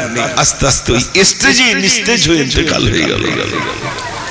আমি এই জীবন জীবন নয় ভাই, এরপরে অনন্ত কাল ধরে থাকতে হবে। আমি মুজাফফর, আমিও চলে যাব। আমার রেখে যাওয়া কিছু নাত আপনাদের কাছে থাকবে, থাকবে না? থাকবে, থাকবে। এগুলো শুনবে, এই সেই মুজাফফর চলে গেছে, আমাদের এখানে এসেছিল, সে আর নাই। চলে হলে অনেকেই যেতে হবে, তার জন্য জীবনটা একটু তৈরি করব। এই জীবন যদি না তৈরি করে কবরে যায়, বরবাদি হয়ে যাবো ভাই ও সোনার ভাইরা। এই জন্য সকলের কাছে অনুরোধ, হাত জোড় করা অনুরোধ। আর কটা দিন পর মাহে রমজান, রমজানের পূর্ণ রোজা রাখবো ইনশাআল্লাহ। একটু জোরে বলুন না ইনশাআল্লাহ। জি, প্রত্যেকেই রাখবে। একটা রোজা ছাড়বে না। একটা রোজা যদি ছেড়ে দেন, 60টা রোজা করতে হবে। আর 60টা রোজা যদি করেন, তাও একটা রোজার, এই রমজানের একটি রোজার রহমত বরকত থেকে আপনি মাহরুম হয়ে যাবেন। আমাদের রমজান মাসে তো আমাদের মসজিদের লোকজন থাকে না, ওই কোন রকমের নামাজের সময় যায়, তারপর চলে আসে। বেশি দূর যেতে হলে কলকাতায় যান, কলকাতায় যান, গিয়ে দেখেন মসজিদে কি অবস্থা হচ্ছে। মানুষ মসজিদ থেকে বার হচ্ছে না, সেই জোহরে ঢুকছে, ইফতার করে তারাবি পড়ে তারপর বাড়ি যাচ্ছে। ভাই ও ভাই, আমি সকল যুবক, সকল নওজোয়ান, সকল ভাইদের কাছে হাত জোড় করা অনুরোধ, রমজানের একটা রোজা আপনি ছাড়বেন না। রোজা দেখবেন, রোজা এমন একটি জিনিস, আপনি দান করবেন, হয়তো লোক দেখানো হতে পারে, নামাজ পড়বেন, লোক দেখানো হতে পারে, দান খয়রাত, নামাজ পড়া, আরো ইত্যাদি, হজ থেকে শুরু করে যা কিছু জীবনে হয়, এগুলো লোক দেখানো হতে পারে। কিন্তু রোজা কখনো লোক দেখানো হয় না, এটা আল্লাহ দেখানো হয়। জোরে বলুন সুবহানাল্লাহ। রোজা কখনোই লোক দেখানো হয় না। ও ভাই,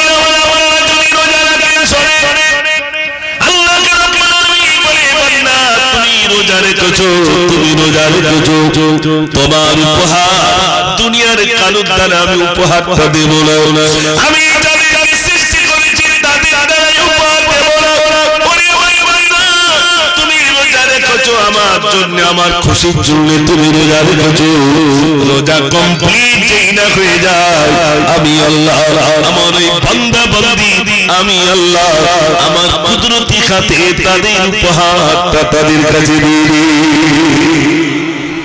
আমি তাদের উপহার দিয়ে দিই, এর বদলা দিয়ে দিই। রোজা রাখলে তার বদলা পেয়ে যায় বান্দা, সঙ্গে সঙ্গে পেয়ে যায়। ও সোনার ভাইরা, আমার বিশ্বাস করুন, এই রমজান মাসে এমন এমন রয়েছে যে রাতটি হলো লাইলাতুল কদর রাত। ইন্না আনজালনাহু ফি লাইলাতুল কদর। আল্লাহ রাব্বুল আলামিন, আমি কদরের রাতে বরকতময় রাতে কোরআন শরীফ নাযিল করেছি। ও সোনার ভাইরা, আল্লাহ রাব্বুল আলামিন কোরআন নাযিল করেছেন যে রাতে, ওর বরকতময় রাতটার নাম হলো লাইলাতুল কদর রাত। বরকতময় রাত কেমন? বরকতময় রাত সহস্র বছর বলতে হাজার বছর ইবাদত করে যে সওয়াব হবে, ওই একটা রাত যদি কোনো মানুষ পেয়ে যায়, লাইলাতুল কদরের রাত, আল্লাহর নবী বলে সহস্র বছর ইবাদত করলে যে সওয়াব, ওই এক রাতে আমি আল্লাহ আমার বান্দা বান্দিকে তাই দিয়ে দেব। একটু জোরে বলুন সুবহানাল্লাহ। ও অন্যান্য নবীর উম্মতগণ 800 900 850 1000 বছর বেঁচেছে, তাহলে তারা বেশি নামাজ পড়বে না আমরা বেশি পড়ব হিসেবে তারা। কিন্তু আল্লাহ আমাদের জন্য বরকতময় রাত রেখেছেন, যে রাত আল্লাহ পাইয়ে দিলে আমাদের তাছাড়া বেশি হয়ে যাবে। চলো বলুন সুবহানাল্লাহ। ও সবে মিয়ারাত চলে গেল, সবে বরাত চলে গেল, আসছে মাহে রমজান, তারপরে আসবে রমজানের ভিতরে লাইলাতুল কদর। আমি সকল ভাইদের কাছে বলবো, আপনারা জানেন 5 ওয়াক্ত নামাজ ফরজ হয়েছে আমাদের, কিন্তু ভাই আমার মনে রাখবে বিশ্বনবী সাল্লাল্লাহু আলাইহি ওয়াসাল্লাম মিরাজে গেলেন, মিরাজ থেকে তিনি 5 ওয়াক্ত নামাজ পড়েছেন মানে, কিন্তু 50 ওয়াক্ত নামাজ আল্লাহ রাব্বুল আলামিন আমার আপনার নবীকে বলেছিলেন, হাবিব আমি 50 ওয়াক্ত নামাজ ফরজ করলাম। আস্তে আস্তে আস্তে মুসা নবীর সঙ্গে রাখা ভাইরা আমার 5 কমতে শেষ বেলায় 5 থেকে গেল। আল্লাহ নবী সাল্লাল্লাহু আলাইহি ওয়াসাল্লাম 5 ওয়াক্ত নামাজ আসলেন মাঠে, কিন্তু আমার আল্লাহ বললেন, হাবিব আপনার উম্মতি দিগের 5 ওয়াক্ত নামাজ ফরজ করলাম মাঠে, কিন্তু আমি আল্লাহ 5 ওয়াক্ত নামাজের সওয়াব দেব না। আমি আল্লাহ ওই 50 ওয়াক্ত নামাজের সওয়াব আপনার আম্মা আপনার উম্মতি আমলে আমি 50 ওয়াক্তের সওয়াব আমি আল্লাহ দিয়ে দেব। একটু জোরে বলুন সুবহানাল্লাহ। তাহলে 5 ওয়াক্ত নামাজ পড়লে কত ওয়াক্তের সওয়াব পাওয়া যায় ভাই? 50 ওয়াক্তের সওয়াব পাওয়া যায়। লাভ না লস? একটু জোরে বলেন। লাভ। আমার সকল ভাইদের কাছে হয়তো নামাজ অনেক ছেড়ে গেছে, সেগুলো কি ক্ষমা হবে না? বেশক ক্ষমা, আল্লাহ ক্ষমা করবে। আল্লাহ বলছেন আমি হলাম আর রহমান। আল্লাহ কোরআন পাকে লোড করে দিয়েছেন, তিনি কত দয়াময়।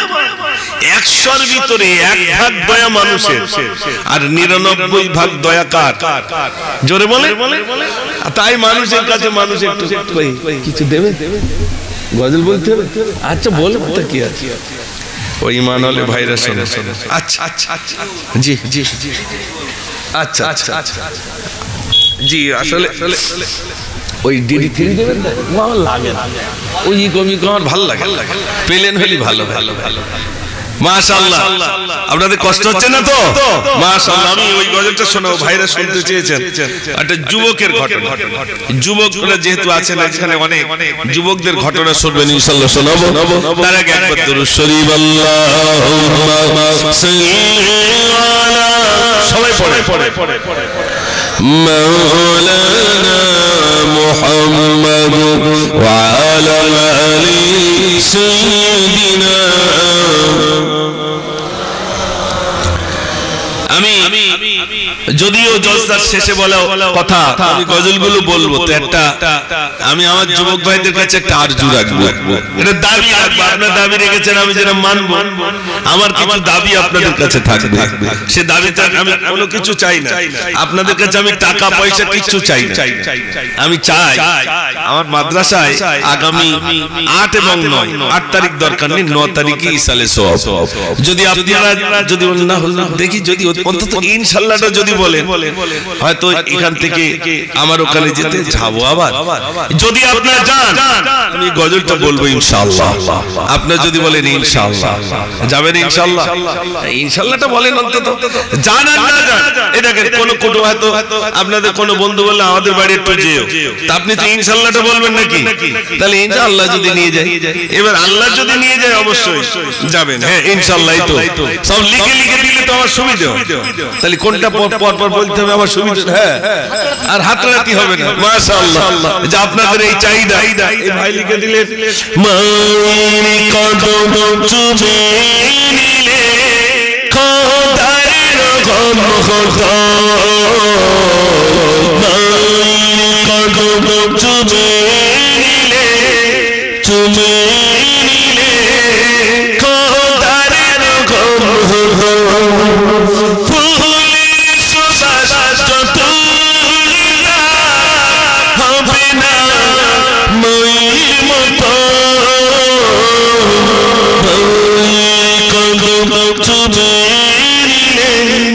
খোদার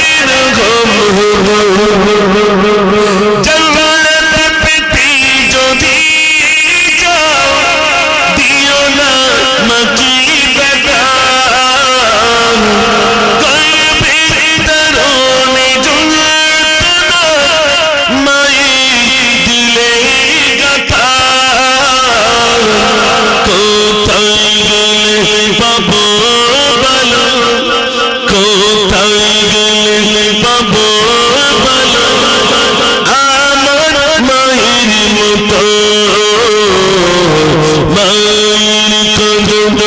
চুমে নিলে খোদার রকম হলো না।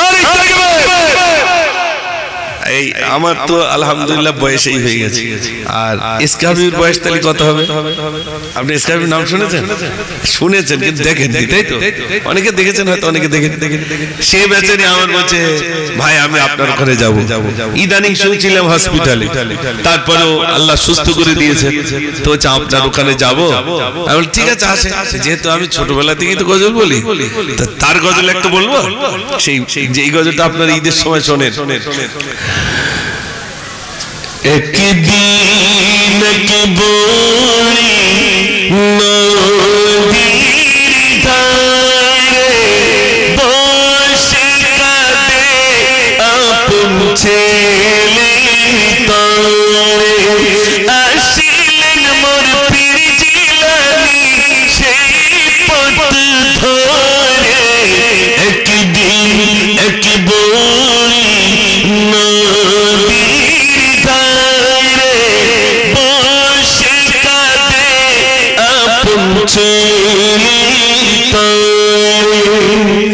বুড়িকে বলে ও গো বুড়িকে তোলা গোসিয়ার কাছে তো যা কিছু আজ বলো না, আল্লাহ ওয়ালা পীরের দোয়ার সরে পারবে তুমি তোমার কিছু ফিরে।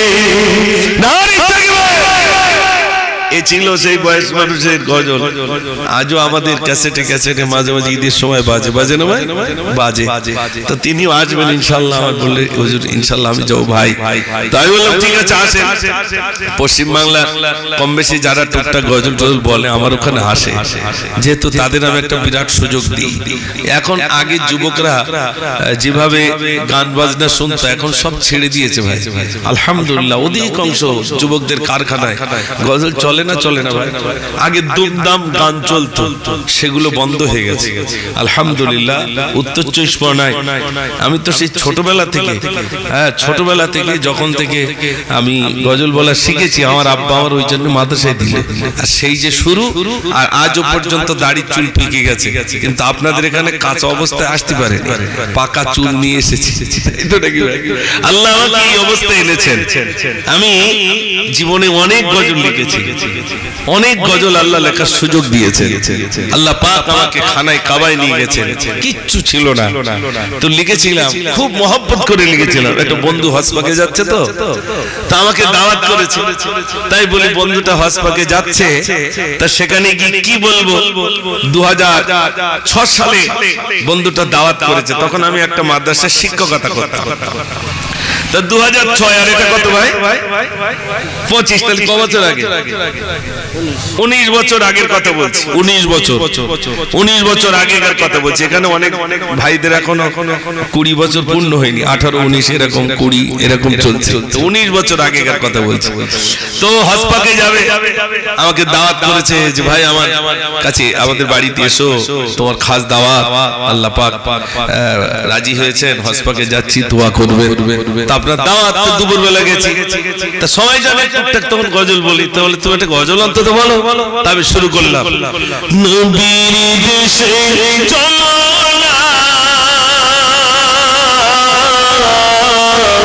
জিয়ারতে মদিনা, স্বপ্নে আমি দেখি সোনার মদিনা, স্বপ্নে আমি দেখি সোনার মদিনা। খোদা তোমার কাবা করে নিও আমায় মেহমান করে, কত গাজী সব তোয়াফ করে, আমায় কেন ডাকো না। স্বপ্নে আমি দেখি সোনার মদিনা, স্বপ্নে আমি দেখি সোনার মদিনা। নবীর দেশে চলো না জিয়ারতে মদিনা, স্বপ্নে আমি দেখি সোনার মদিনা, স্বপ্নে আমি দেখি সোনার মদিনা। জোরে বলুন সুবহানাল্লাহ। তারপর কি লিখলাম শোনেন, অনেকের পরে শেষ কলিটা লিখেছিলাম, পয়সা করি মদিনা যাওয়া, পয়সা করি মদিনা যাওয়া, ও গো মুজাফফরের আশাটুকু কবুল করো রব্বানা। স্বপ্নে আমি দেখি সোনার মদিনা, স্বপ্নে আমি দেখি সোনার মদিনা, নবীর দেশে চলো না জিয়ারতে মদিনা, স্বপ্নে আমি দেখি সোনার মদিনা। জোরে বলো না সুবহানাল্লাহ। ভাইরা 2006 সালে গজল বললাম, 2008 সালে একজন বলছে 1040 টাকা জোগাড় করতে পারবে? আমি বলছি কেন? বলছে তাহলে তোমার হসপাকে নিয়ে যাবো। আমি বললাম 40,000? বাবা সে তো অনেক টাকা, 40,000 কি করে জোগাড় করবো? তাহলে ঠিক আছে আপনি দোয়া করেন, আমি চেষ্টা করবো। আলহামদুলিল্লাহ 2008 সালে অনেক কষ্ট, 2008 সালে তখন 85,000 টাকায় হসপাকে যাওয়া গেছে, মাত্র 85,000। আর এখন 85,000 উমরা হয় না, মাত্র 85,000 টাকা, তাও আবার 2100 রিয়াল ফিরিয়ে দেবে। 2100 রিয়াল ফিরিয়ে দেওয়া মানে প্রায় ওখানে আপনার সেই সময়ের কথা বলছি, প্রায় 25-30,000 টাকা ফিরিয়ে দেবে এয়ারপোর্ট থেকে, যে ওই টাকায় খেজুর কেনাটা না এইসবগুলো। এখন তার কেউ ফিরিয়ে দেয় না, 4.5 লাখ টাকা খরচা, কোনো কিছু রিয়াল ফিরিয়ে দেবে না, চিন্তা করে। তো 2006 সালে ও গজল বললাম, আর 2008-এ আল্লাহ নিয়ে গেলেন। আর আমাদের কিছু মানুষ মহব্বতে ছিল, তারা হজপাকে গেছেন, গিয়ে বলছে, ওখান থেকে ফোন করেছে আমার কাছে, আসসালামু আলাইকুম। ওয়ালাইকুম আসসালাম। বলছে তুমি সেই গজল বলতে না, সবুজ গম্বুজ নিচে নবীজি ঘুমায়? বলছে হ্যাঁ। বলছে সে সবুজ গম্বুজ দেখছি আর তোমার কথাটা মনে হচ্ছে। আমি বলি তাহলে আমার কথা যখন মনে হয়েছে, তাহলে মদিনায় একটু দোয়া করো, আল্লাহ রাসূলের রওজা সালামটা পৌঁছে দিও, আর কাবা ধরে অন্তত বলো, আল্লাহ ওই গোলামকে তুমি একবার তোমার খানায় খাওয়াই এনো। তো 2006 সালে দোয়া হলো, 2008-এ আল্লাহ নিয়ে গেলেন, 2010-এ নিয়ে গেলেন, আবার গত বছরে ওমরা করে এলাম। আবার নিয়ত আছে, নিয়ত তো করেছি প্রতি বছর একটু কাবায় যাব, আল্লাহ যেন যাওয়ার তৌফিক দেন। সবাই বলুন আমিন, জোরে বলুন আল্লাহুম্মা আমিন। আমার এই কথাগুলো বলার উদ্দেশ্য হলো, শেখ সাদি রহমাতুল্লাহ আলাইহি একটা গজল লিখছিলেন, বালাগাল উলা বিকামালিহি কাশাফাত তুজা বিজামালিহি হাসনাত জামিউ খিসালিহি।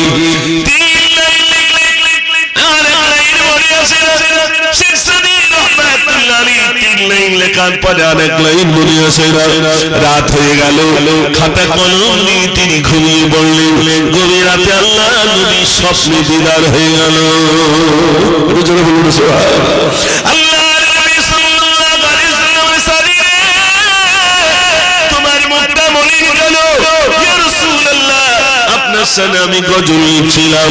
কি লিখছিলে বলো? বালাগাল উলা বিকামালিহি কাশাফাত দুজা বিজামালিহি হাসনাত জামিউ খিসালিহি। আর মনে আসে না বলে আমার মনটি খারাপ হইল। আল্লাহর নবী বলে, সাদি রে, ও সাদি সাদি, এরপরে তুমি লিখে দাও সাল্লু আলাইহি ওয়া আলিহি। জোরে হবে না? একই গজলে দিদার নসিব হয়ে গেল। আল্লাহ রাসূল সাল্লাল্লাহু আলাইহি ওয়াসাল্লাম একই গজলে দিদার নসিব হয়ে গেল। বিশ্ব নবী সাল্লাল্লাহু আলাইহি ওয়াসাল্লাম মদিনায় গেলেন, মক্কা থেকে মদিনায় হিজরত করলেন। মদিনায় যাওয়ার পরে মদিনার মানুষেরা বললেন, ইয়া রাসূলুল্লাহ আপনি মদিনা আসলে সব থেকে আপনার কোনটা ভালো লেগেছিল? আল্লাহর নবী বললেন, মদিনার মানুষেরা ছোট্ট ছোট্ট বালকেরা বাবাজি বলেছিল, তালাল বদরু আলাইনা মিন সানিয়াতিল ওয়াদা ওয়াজাবা শুকরু আলাইনা মাদআ লিল্লাহি দা। জোরে বলুন না। রাসূল বললেন, আমার সবথেকে ওই কবিতাটা ভালো লেগেছিল। মদিনার বালকেরা, ছোট্ট ছোট্ট বালকেরা আমাকে দেখে ওই কবিতা আবৃত্তি করেছিল। জোরে বলবেন না সুবহানাল্লাহ। আজ আপনারা শুনতে চেয়েছেন এই গজলটি ঈমান ওয়ালে ভাইরা শোনো। এই যে ঘটনাটা আমি লিখেছিলাম, আমি লেখবার সময় পাই না, কত গজল লিখবো অনেক জায়গায়। আমি এই আপনাদের এই সাইডে যতটা গজল বলি তো ভাই, এত গজল কোথাও বলা হয় না, খুব যদি জোর করে দুটো তিনটে, তার বেশি না। কিন্তু আপনাদের এখানে আসলে আমি প্রাণ ভরে একটু বলি, আমার যুবক ভাইরা একটু শুনতে চাই বলে বলি। বিশ্বাস করুন, এই গজলকে কেন্দ্র করে অনেক কথা চলছে, সে শুরু থেকে আজও পর্যন্ত চলছে। আমি কিছু মনে করি না, যারাই বিরোধিতা করে তারাই এখন বলতে শুরু করেছে গজল। বলে না, বলে না, জোরে বলে, বলে। এজন্য আমি ওদিকে নেই। আলহামদুলিল্লাহ, রাসূলের শানে এ পর্যন্ত বহু গজল লেখার আল্লাহ সুযোগ দিয়েছেন। আমি আল্লাহর কাছে বলি, আল্লাহ এমন কবিতা লেখার সুযোগ দিও যাতে করে আল্লাহ যেন জান্নাত মিলে যায়। ভাইরা, আমি এমন গজল বলে জাহান্নামে যেতে চাই না। আল্লাহর কাছে বলি, আল্লাহ তুমি এমন কিছু কথা লিখে নিও। এই কলম যখন চলে, লেখায় কে ভাই? একটু জোরে বলে, আল্লাহ লেখায়। আমি ওই শহীদ মিনারে একবার একটা প্রোগ্রাম হয়েছিল, ইনোসেন্স অফ মুসলিম, তার বিরুদ্ধে একটা কবিতা লিখেছিলাম। আমার ওস্তাদ তিনি ইন্তেকাল করেছেন, তিনি খুব জবরদস্ত আলেম ছিলেন। তা আমাকে বলছে, মুজাফফর, জি হুজুর, বলছে ওই শয়তানের বিরুদ্ধে একটা কবিতা লেখো। জি, ইনোসেন্স অফ মুসলিম আমার রাসূলের শানে বিয়াদবি করেছে, তার বিরুদ্ধে তুমি গজল লেখো, কবিতা লেখো। আমি বললাম, হুজুর আপনি দোয়া করেন আমি যেন লিখতে পারি। তাহলে দোয়া করলেন কে? ওস্তাদ হুজুর। আর আল্লাহ আমার দ্বারাই লিখে নিলেন যে কবিতাটা সেই সময় মানুষ মানে এত ভাবে গ্রহণ করেছে যে বারাক ওবামার বিরুদ্ধে লিখেছিলাম, আজও পর্যন্ত সেটা সরকারের কাছে লোড লড়েছে। কেননা রানী রাসমণি রোডে, ধর্মতলায়, ব্রিগেডে যে কথাগুলো হয় সেই কথাগুলো সব লোড থাকে না, থাকে না, সব লোড থাকে। এই যেমন আমার কথাগুলো এখানে বলছি, যা সব ইউটিউবে লোড হচ্ছে না, আমি মারা যাব কিন্তু ওটা রয়ে যাবে। আমি কি বলেছি আর না বলেছি সেগুলো সব রয়ে যাবে। কিন্তু এখন ব্যাপকভাবে ফিতনা চলছে, কাটাকাটি করে বা আমার একটা ছবি দিয়ে আর একটা ছবি এরকম ত্রিভুজ করে দিচ্ছে, তার মানে ইনি ওর বিরুদ্ধে অ্যাকশন নিচ্ছে। এগুলো ভিউ লওয়ার জন্য দয়া করে এগুলো জানার ইউটিউবার ভাইরা রয়েছেন, এগুলো করবেন না। আর আমি চেনা পরিচিতি ছাড়া ইউটিউবের সামনে আর খুব বেশি আসতে চাই না, কারণ এখন সবের যেন একটা লবি চলছে।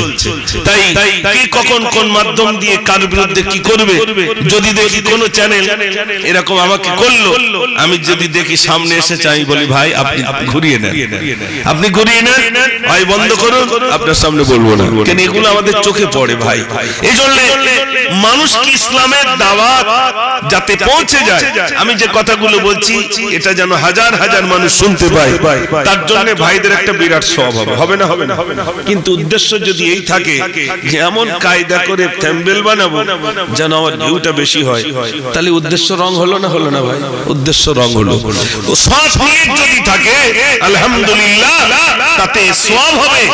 আর সেই সৎ নিয়তের ভিতরে যদি আমার কোনো গলতি থাকে, আপনি অবাক হয়ে যাবে, মুখ থেকে হঠাৎ কোনো কথা বলতে বলতে বেফাস কোন একটা কথা বেরিয়ে যেতে পারে না, পারে একটু জোরে বলে, হয়তো বেফাস কোনো কথা বেরিয়ে গেল, তাহলে জানারা ইউটিউবার ভাই তাদের কাছে লোট রইল, তারা ওটা কেটে দিতে পারেন, একটু জোরে বলে। কিন্তু ওটা কাটবে না, ওটাই সামনের হেডলাইন, ওটাই হলো হেডলাইন। ওটাকে নিয়ে সমাজে বলবে দেখো মুজাফফর এই করেছে, ওই করেছে, কি সর্বনাশ। এই ফিতনা এখন বর্তমান চলছে ব্যাপকভাবে। তাই আমি সকল ভাইদের কাছে বলবো, আল্লাহ যেন আমাদের ফিতনা থেকে আমাদেরকে হেফাজত রাখেন। সবাই বলুন আমিন। আসুন, আপনারা এই গজলটা শুনতে চাইছিলেন। ওই মানলে ভাইরা শোনো, এই করুণ এক ঘটনা, বুখারী শরীফে আছে লেখা, ইসাহাবের বাড়ি বর্ণনা, ইসাহাবের বর্ণনা কোথায় আছে? বুখারীতে। কবি লিখেছেন, নামটি কি? নামটি ছিল আব্দুল উজ্জা, তার ছিল না পিতাজি, চাচার কাছে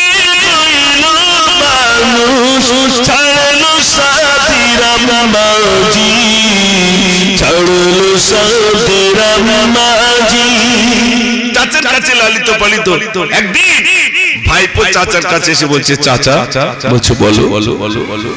ভাইপো এসে বলল, চাচা, ভাইপো এসে বলল, চাচা, মোর মনে বড় শোক জাগে, বিমান ছিল আনিব ঈমান, সাক্ষী রাখি তোমাকে, সাক্ষী রাখি তোমাকে। চাচা কলমা পড়ব, সাক্ষী খুঁজে পাচ্ছি না, আপনাকে সাক্ষী রেখে আমি কলমা পড়ে নিলাম। জোরে বলুন সুবহানাল্লাহ। চাচা রেগে আগুন, আমাকে সাক্ষী রেখেছো, জানো আমি তোমাকে কি করতে পারি? কি করবেন চাচা? চাচা রেগে বলল এবার, চাচা রেগে বলল এবার, ওমর ভাই তো শোনো না, আমার দেওয়া জমি মাকা তোমায় আমি দেব না, তোমায় আমি দেব না। চাচা বলছে ভাইপো তোমাকে যা জমি জায়গা দিয়েছি সব কেড়ে নেব। ভাইপো তখন বলছে, ও চাচা জি ফিরিয়ে দেব, ও চাচা জি ফিরিয়ে দেব, তোমার দেওয়া জমি মাকা, করিবেন দোয়া মরি তোরে, মসজিদে হই আজান, মসজিদে হই আজান। জোরে বলুন না সুবহানাল্লাহ। চাচা এই না জমি জায়গা ঘর বাড়ি সব দিয়ে দিলাম। চাচা বললেন যুবক ছেলেকে যে তোমার জমি জায়গা সব কেড়ে নেবো, তো যুবক ছেলে বলছে নেই না চাচা জমি জায়গা কেড়ে নেবেন, দিয়ে দিলাম, সব দিয়ে দিলে। চাচা আবার ডাকছে, ভাইপো চলে যাচ্ছে, চাচা ডাকছে, চাচা বলে ভাইপো শোনো, চাচা বলে ভাইপো শোনো, ওর কাছে দিল সব জামা, তাকিয়ে দেখে তোমার পরনে আমার দেওয়া পায়জামা, আমার দেওয়া পায়জামা।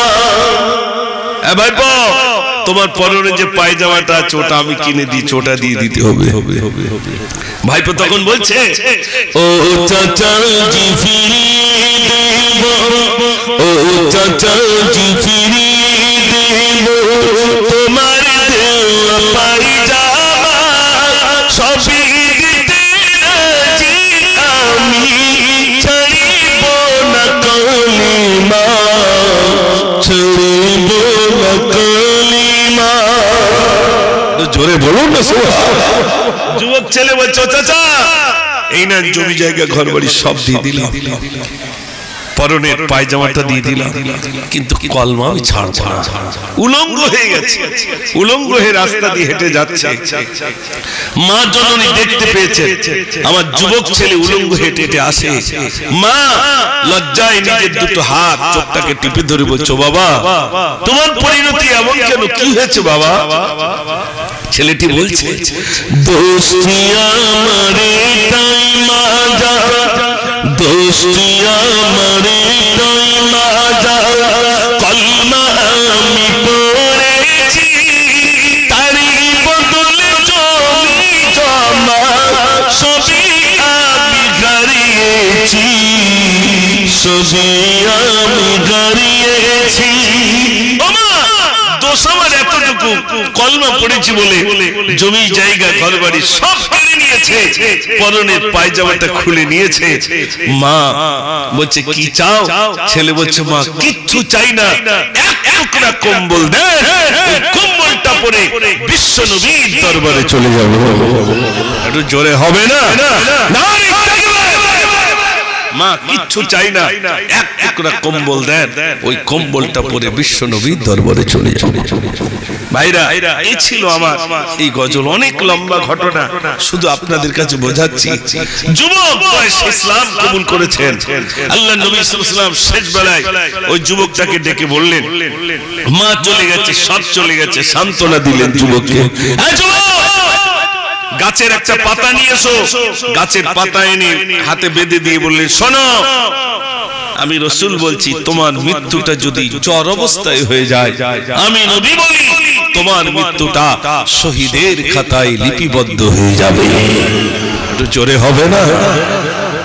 তোমার মৃত্যুটা শহীদের খাতায় লিপিবদ্ধ হয়ে যাবে।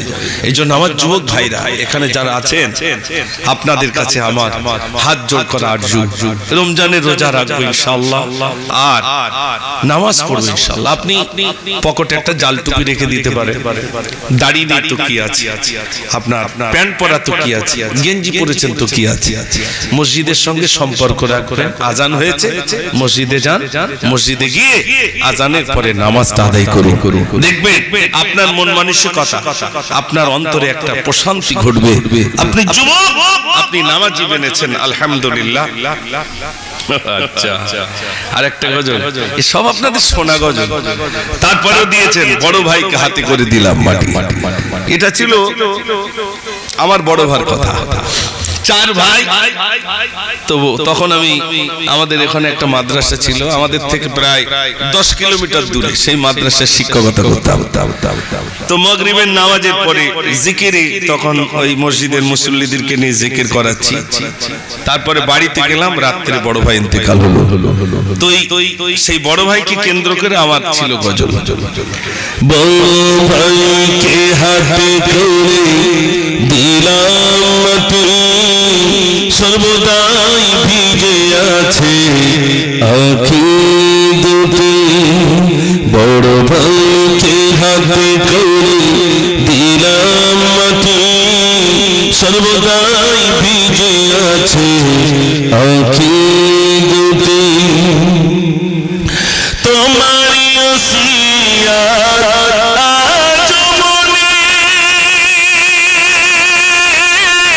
তোমারই স্মৃতিগুলো ভাসি নয়নে, সবই যে খোদার লীলা ওগো বড় ভাই।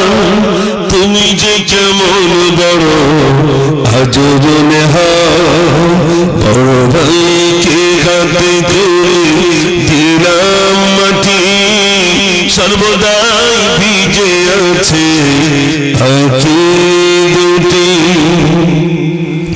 তোমার সাথে ছিল তোমার ছোট ভাই, নিশ্চয় দেখছো তুমি মৌতের সময়, কলমা পড়েছিলাম 3 বার, কলমা পড়েছিলাম 3 বার, আর না পেলাম আমি মোর বড় ভাই। বড় ভাইকে হাতে করে দিলাম মাটি, সর্বদাই ভিজে আছে আঁখি দুটি। তোমার সাথে ছিল তোমার ছোট ভাই, নিশ্চয় দেখছো তুমি মৌতের সময়, কলমা পড়েছিলাম 3 বার, আর না পেলাম আমি মোর বড় ভাই। বড় ভাইকে হাতে করে দিলাম মাটি, সর্বদাই ভিজে আছে আঁখি দুটি। মাশাআল্লাহ, আমার যুবক ভাইরা, বাবাজিরা, এতক্ষণ অনেক গজল আপনাদেরকে শুনিয়েছে, আপনাদের আবদার আমি মেনেছি না মানিনি? একটু জোরে বলেন। তাহলে আমার আবদার একটু মানবেন না ইনশাআল্লাহ? রমজানের রোজা রাখবো ইনশাআল্লাহ। ইনশাআল্লাহ আসতে হয়ে গেল, এটা সবাই মিলে বলুন না ইনশাআল্লাহ। জি ইনশাআল্লাহ বলেন। 5 ওয়াক্ত নামাজ পড়বো ইনশাআল্লাহ। ইনশাআল্লাহ দেখবে আপনার শরীরে একটা শান্তি বলে একটা ব্যাপার থাকে তো নাকি ভাই? নামাজ পড়বেন আপনার শরীরে একটা শান্তি আসবে, একটা উৎফুল্ল মন, খুশি খুশি মন। নামাজ নেই, অন্তরে অশান্তি। এই যে আত্মা একটা তৃপ্তির ব্যাপার আছে ভাই। খেয়ে দিয়ে গরুর গোশ খেয়েছেন, বহুত কিছু খেয়েছেন, অত তৃপ্তি পাবেন না। যদি আপনি ধার্মিক হন, আপনার অন্তরে আসবে প্রশান্তি। এই সকলের কাছে সুযোগ এসেছে, মৌকা এসেছে, এই রমজান পাবো কি তাও এখনো গ্যারান্টি নেই। আছে নাকি ভাই গ্যারান্টি? এখনো গ্যারান্টি নেই। রমজানের 10 দিন হলো রহমত, তারপরের দিন হলো মাগফিরাত, তারপর 10 দিন কি নাজাত। নাজাত মানে আল্লাহ মুক্ত করে দেন, মুক্তি দিয়ে দেন। একটু জোরে বলুন সুবহানাল্লাহ। এজন্য রহমত, মাগফিরাত আর নাজাত, এই যে তিনটে দিক রইল। আমরা রোজা রাখি করতে গেলাম তো 27, 28, 29, আর শুধু ইমাম সাহেবের কাছে খবর, চাঁদের সংবাদ আছে নাকি? ইমাম সাহেব কই না তো, না বললে বাংলাদেশে চাঁদ দেখা গেছে, আমার কেন হয়নি এখনো। তার মানে গাড়ি ঘোড়া সার্ভিস সব কমপ্লিট, এবার বেরোবে। যদি 30 রোজা পূর্ণ হয় সর্বনাশ। 27, 28, 29 রোজা রেখে লাভ হবে ভাই? একটু জোরে বলেন। লাভ নেই। গোটা পূর্ণ রোজা রাখবো ইনশাআল্লাহ। বলুন ইনশাআল্লাহ। বাড়িতে ছেলে মেয়ে যারা আছে তাদেরকেও রোজা রাখাবেন। এই মনে করেন এই বাচ্চা ছেলেটা, এ যদি রোজা রাখতে চান, মা বলে একদম থাকিস নি, শরীর খারাপ হয়ে যাবে। কি বলেছে? রোজা রাখলে শরীর খারাপ হয়? হিন্দু ডাক্তাররা রোজায় থাকে। ঠিক বলছি না ভুল বলছি ভাই? হিন্দু ডাক্তাররা রোজায় থাকেন। অবাক হয়ে যাবেন, রোজা করলে শরীর ভালো হয়। আপনার হার্টবিট দুর্বল হয়েছে, লিভারটা দুর্বল হয়েছে, আপনার শরীরে অনেক রোগ এসেছে, রোজা রাখবেন, আল্লাহ রোজা রাখার বিনিময়ে ওগুলো আবার সবল করে দেবেন। জোরে বলুন না সুবহানাল্লাহ। এই জন্য ভাই একটা রোজা ছাড়বেন না, যত কষ্ট হোক রোজা রাখবো ইনশাআল্লাহ। আমরা তো মাত্র মাসে 30টা রোজা করছি, আর আল্লাহর মেহবুব বান্দা যারা রয়েছেন ঈদের কটা দিন রোজা বাদ দিয়েছেন, বাকি সব রোজা। যে দিনগুলো হারাম শুধু ওইগুলো রোজা রাখেননি, বাকি সব দিনগুলো রোজা। রোজা রেখেছেন আল্লাহর জন্য। আল্লাহ কি অত সহজে খুশি হবে ভাই? আল্লাহর খুশি করতে গেলে এই গ্রামের যিনি মোড়ল রয়েছেন বা গ্রামের যিনি প্রভাবশালী ব্যক্তি রয়েছেন, তার খুশি করার জন্য আমরা কত কাজ করি না ভাই? একটু জোরে বলে যে ও বেচারি আমার প্রতি খুশি হয়ে যায়। আর আমার আল্লাহকে খুশি করতে যে আমি রমজানে 3টি রোজা রাখলে কি আল্লাহ খুশি হবে ভাই? জোরে বলে না। পূর্ণাঙ্গ রোজা রাখবো, আল্লাহর নৈকট্য লাভের আশায় কাঁদবো। আর আরেকটা রোগ আমাদের সমাজে আছে, সেটা হলো তারাবি পড়বে না, রোজায় থাকে। এরকম আছে না ভাই? তারাবি পড়ে না অথচ রোজায় থাকে। তো তারাবি রোজার অঙ্গ না, তারাবি আলাদা। তারাবিটা আপনার পড়তে দেখেন, এই যে জামাটা পরেছি তার একটা হাতা আছে, এটা হাতা আছে, তারপরে জামার একটা ঝুল আছে, একটা কলার আছে, একটা বোতাম আছে, আছে না নাই? তাহলে একটা পূর্ণাঙ্গ জামা। এখন এই হাতাটা নেই, জামার একটা অংশ নেই, এ সাইডে একটা কলি ছাড়া, তাহলে জামার একটা অংশ ছাড়া। তো পূর্ণাঙ্গ রোজা যার সঙ্গে এগুলো সব জুড়িয়ে রয়েছে, জুড়ে রয়েছে, যদি একটা বাদ দেন, যেমনি একটা অঙ্গ আপনার চলে গেলে যেরকম পূর্ণাঙ্গ মানুষ নয়, পূর্ণাঙ্গ জামা নয়, ঠিক তদ্রূপ। এই জন্য আমি সকলের কাছে বলবো, আপনারা পূর্ণাঙ্গ রোজা রাখার, আল্লাহ যেন আমাদের প্রত্যেককে পূর্ণাঙ্গ রোজা রাখার তৌফিক আমাদের নসিবে কবুল করেন। সবাই বলুন আমিন। আমি সন্ধ্যাবেলায় একটু প্যার নবীর শানে সালাম পড়বো। এই বাংলার জমিন থেকে যারা দূরে আছেন একটু ভিতরে আসুন, একটু প্রাণ বলে সালাম পড়ি আসুন। ইয়া নবী সালাম,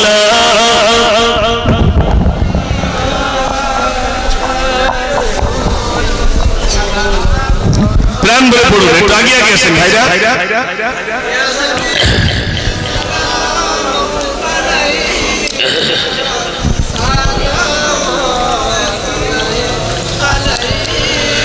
নবীজি রাব্বা আব্দুল্লাহ, নবীজি আম্মা আমিনা, নবীজি তুতমা হালিমা, নবীজি রোজা মদিনা, सल्लल्लाहु अलैका या रसूल या हबीब सलामुन अलैका सल्लल्लाहु तैफे दोस्तों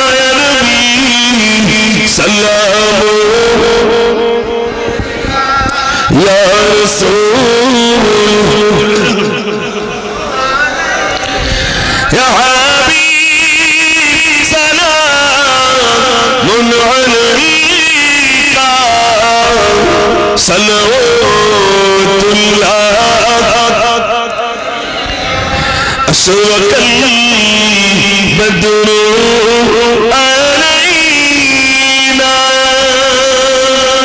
من سنيات الوداع وجب شكر علينا مدى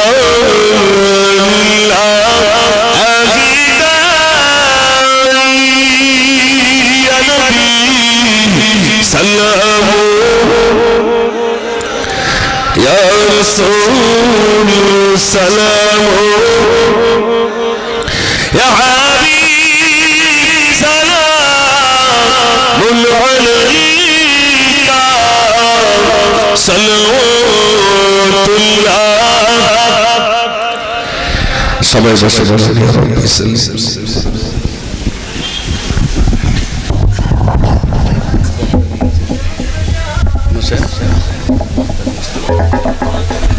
जी जी जी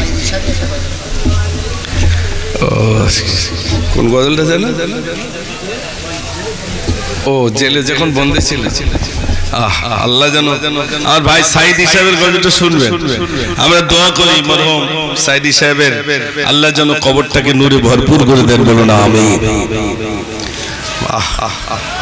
তিনি আমাদের থেকে চলে গেছেন তানার মতো ওই রকম কণ্ঠ ওই রকম তাফসীর কারক আর পাবো বলে মনে হয় আর পাবো না আমরা বাংলার জমিন থেকে হিন্দুস্তানের জমিন থেকে তানার জন্য দোয়া করি আল্লাহ পাক যেন তানার কবরটাকে নূরে ভরপুর করে দেন বলুন আমিন আমি এই গজলটি বলার আগে একটুখানি বলি যদি বাড়িতে আপনাদের কোনো মেয়েদেরকে আপনারা মাদ্রাসায় ভর্তি করতে চান তা আমি যে মাদ্রাসাটি করেছি সেটি ক্লাস 5 থেকে 8 পর্যন্ত আপাতত করা হয়েছে তো ফর্ম দেওয়া হচ্ছে আপনার 21 ফেব্রুয়ারি থেকে ফর্ম দেওয়া হচ্ছে রমজানের ভিতরে আমরা একটা হয়তো রমজানের পরে পরীক্ষা নেব সেই পরীক্ষায় যে সমস্ত ছাত্রীরা উত্তীর্ণ হবে তাদেরকেই আমরা সুযোগ দেব এইজন্য যদি কোনো ভাই তার কলিজার টুকরি মেয়েকে মাদ্রাসায় দিতে চান তাহলে ফর্মগুলো সংগ্রহ করবেন 21 ফেব্রুয়ারি থেকে ফর্ম ছাড়া হচ্ছে ইনশাআল্লাহ অনলাইনেও আপনারা আমার সঙ্গে যোগাযোগ করবেন আমি চেষ্টা করব ফর্মগুলো দেওয়ার জন্য হয়তো মাশাআল্লাহ আমার ভাই আসছেন একটু তাকবীর দেন নারে তাকবীর আর একটু জোরে দেন নারে তাকবীর আর সেবগাতুল্লাহ ভাই তো মাশাআল্লাহ তার খুব mohabbater মাশাআল্লাহ একটু জোরে তাকবীর হবে না নারে তাকবীর জনাব হযরত মাওলানা সেবগাতুল্লাহ সাহেব জোরে বলুন জিন্দাবাদ নারে তাকবীর মাশাআল্লাহ মাশাআল্লাহ আমি বিদায় লগ্নে আর এই ভাইয়ের রিকোয়েস্ট একটুখানি বলে বিদায় হচ্ছে আপনারা সবাই জমে বসুন ভাই যারা দাঁড়িয়ে আছেন বসে যান বসে যান মাশাআল্লাহ মাশাআল্লাহ সব বসে যান কি অপরাধী জন্য কারাগারি করলো নাস্তিক সিনা বলিতে গাবে ফাঁসি দেবে কিস জন্য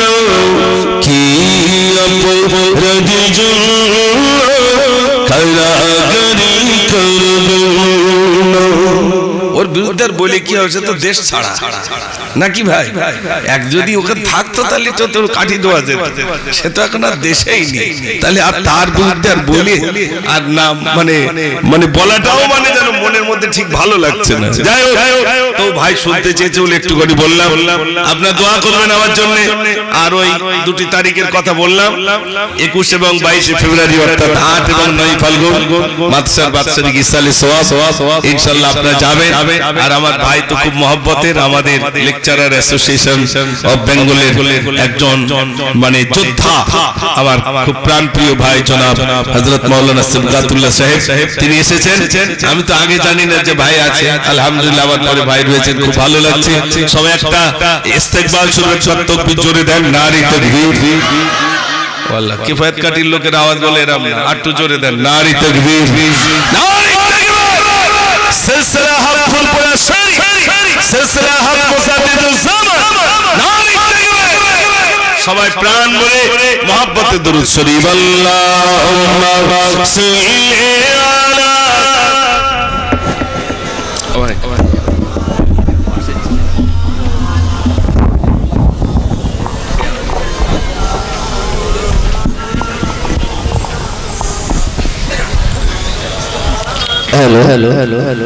সুধী গ্রামবাসীবৃন্দ, আপনারা সবাই প্রচারের মাধ্যমে শুনেছেন আমাদের কিফায়াতকারী পশ্চিম পাড়ার বার্ষিক মাহানিলাস ইসলামের সাবের মাহফিলে যিনি আজ আখরি দোয়া নিয়ে আসবেন, তিনি আমাদের ডায়াসে এসে পৌঁছে গেছেন ইনশাআল্লাহ। আমি সকলের কাছে আবেদন নিবেদন করব,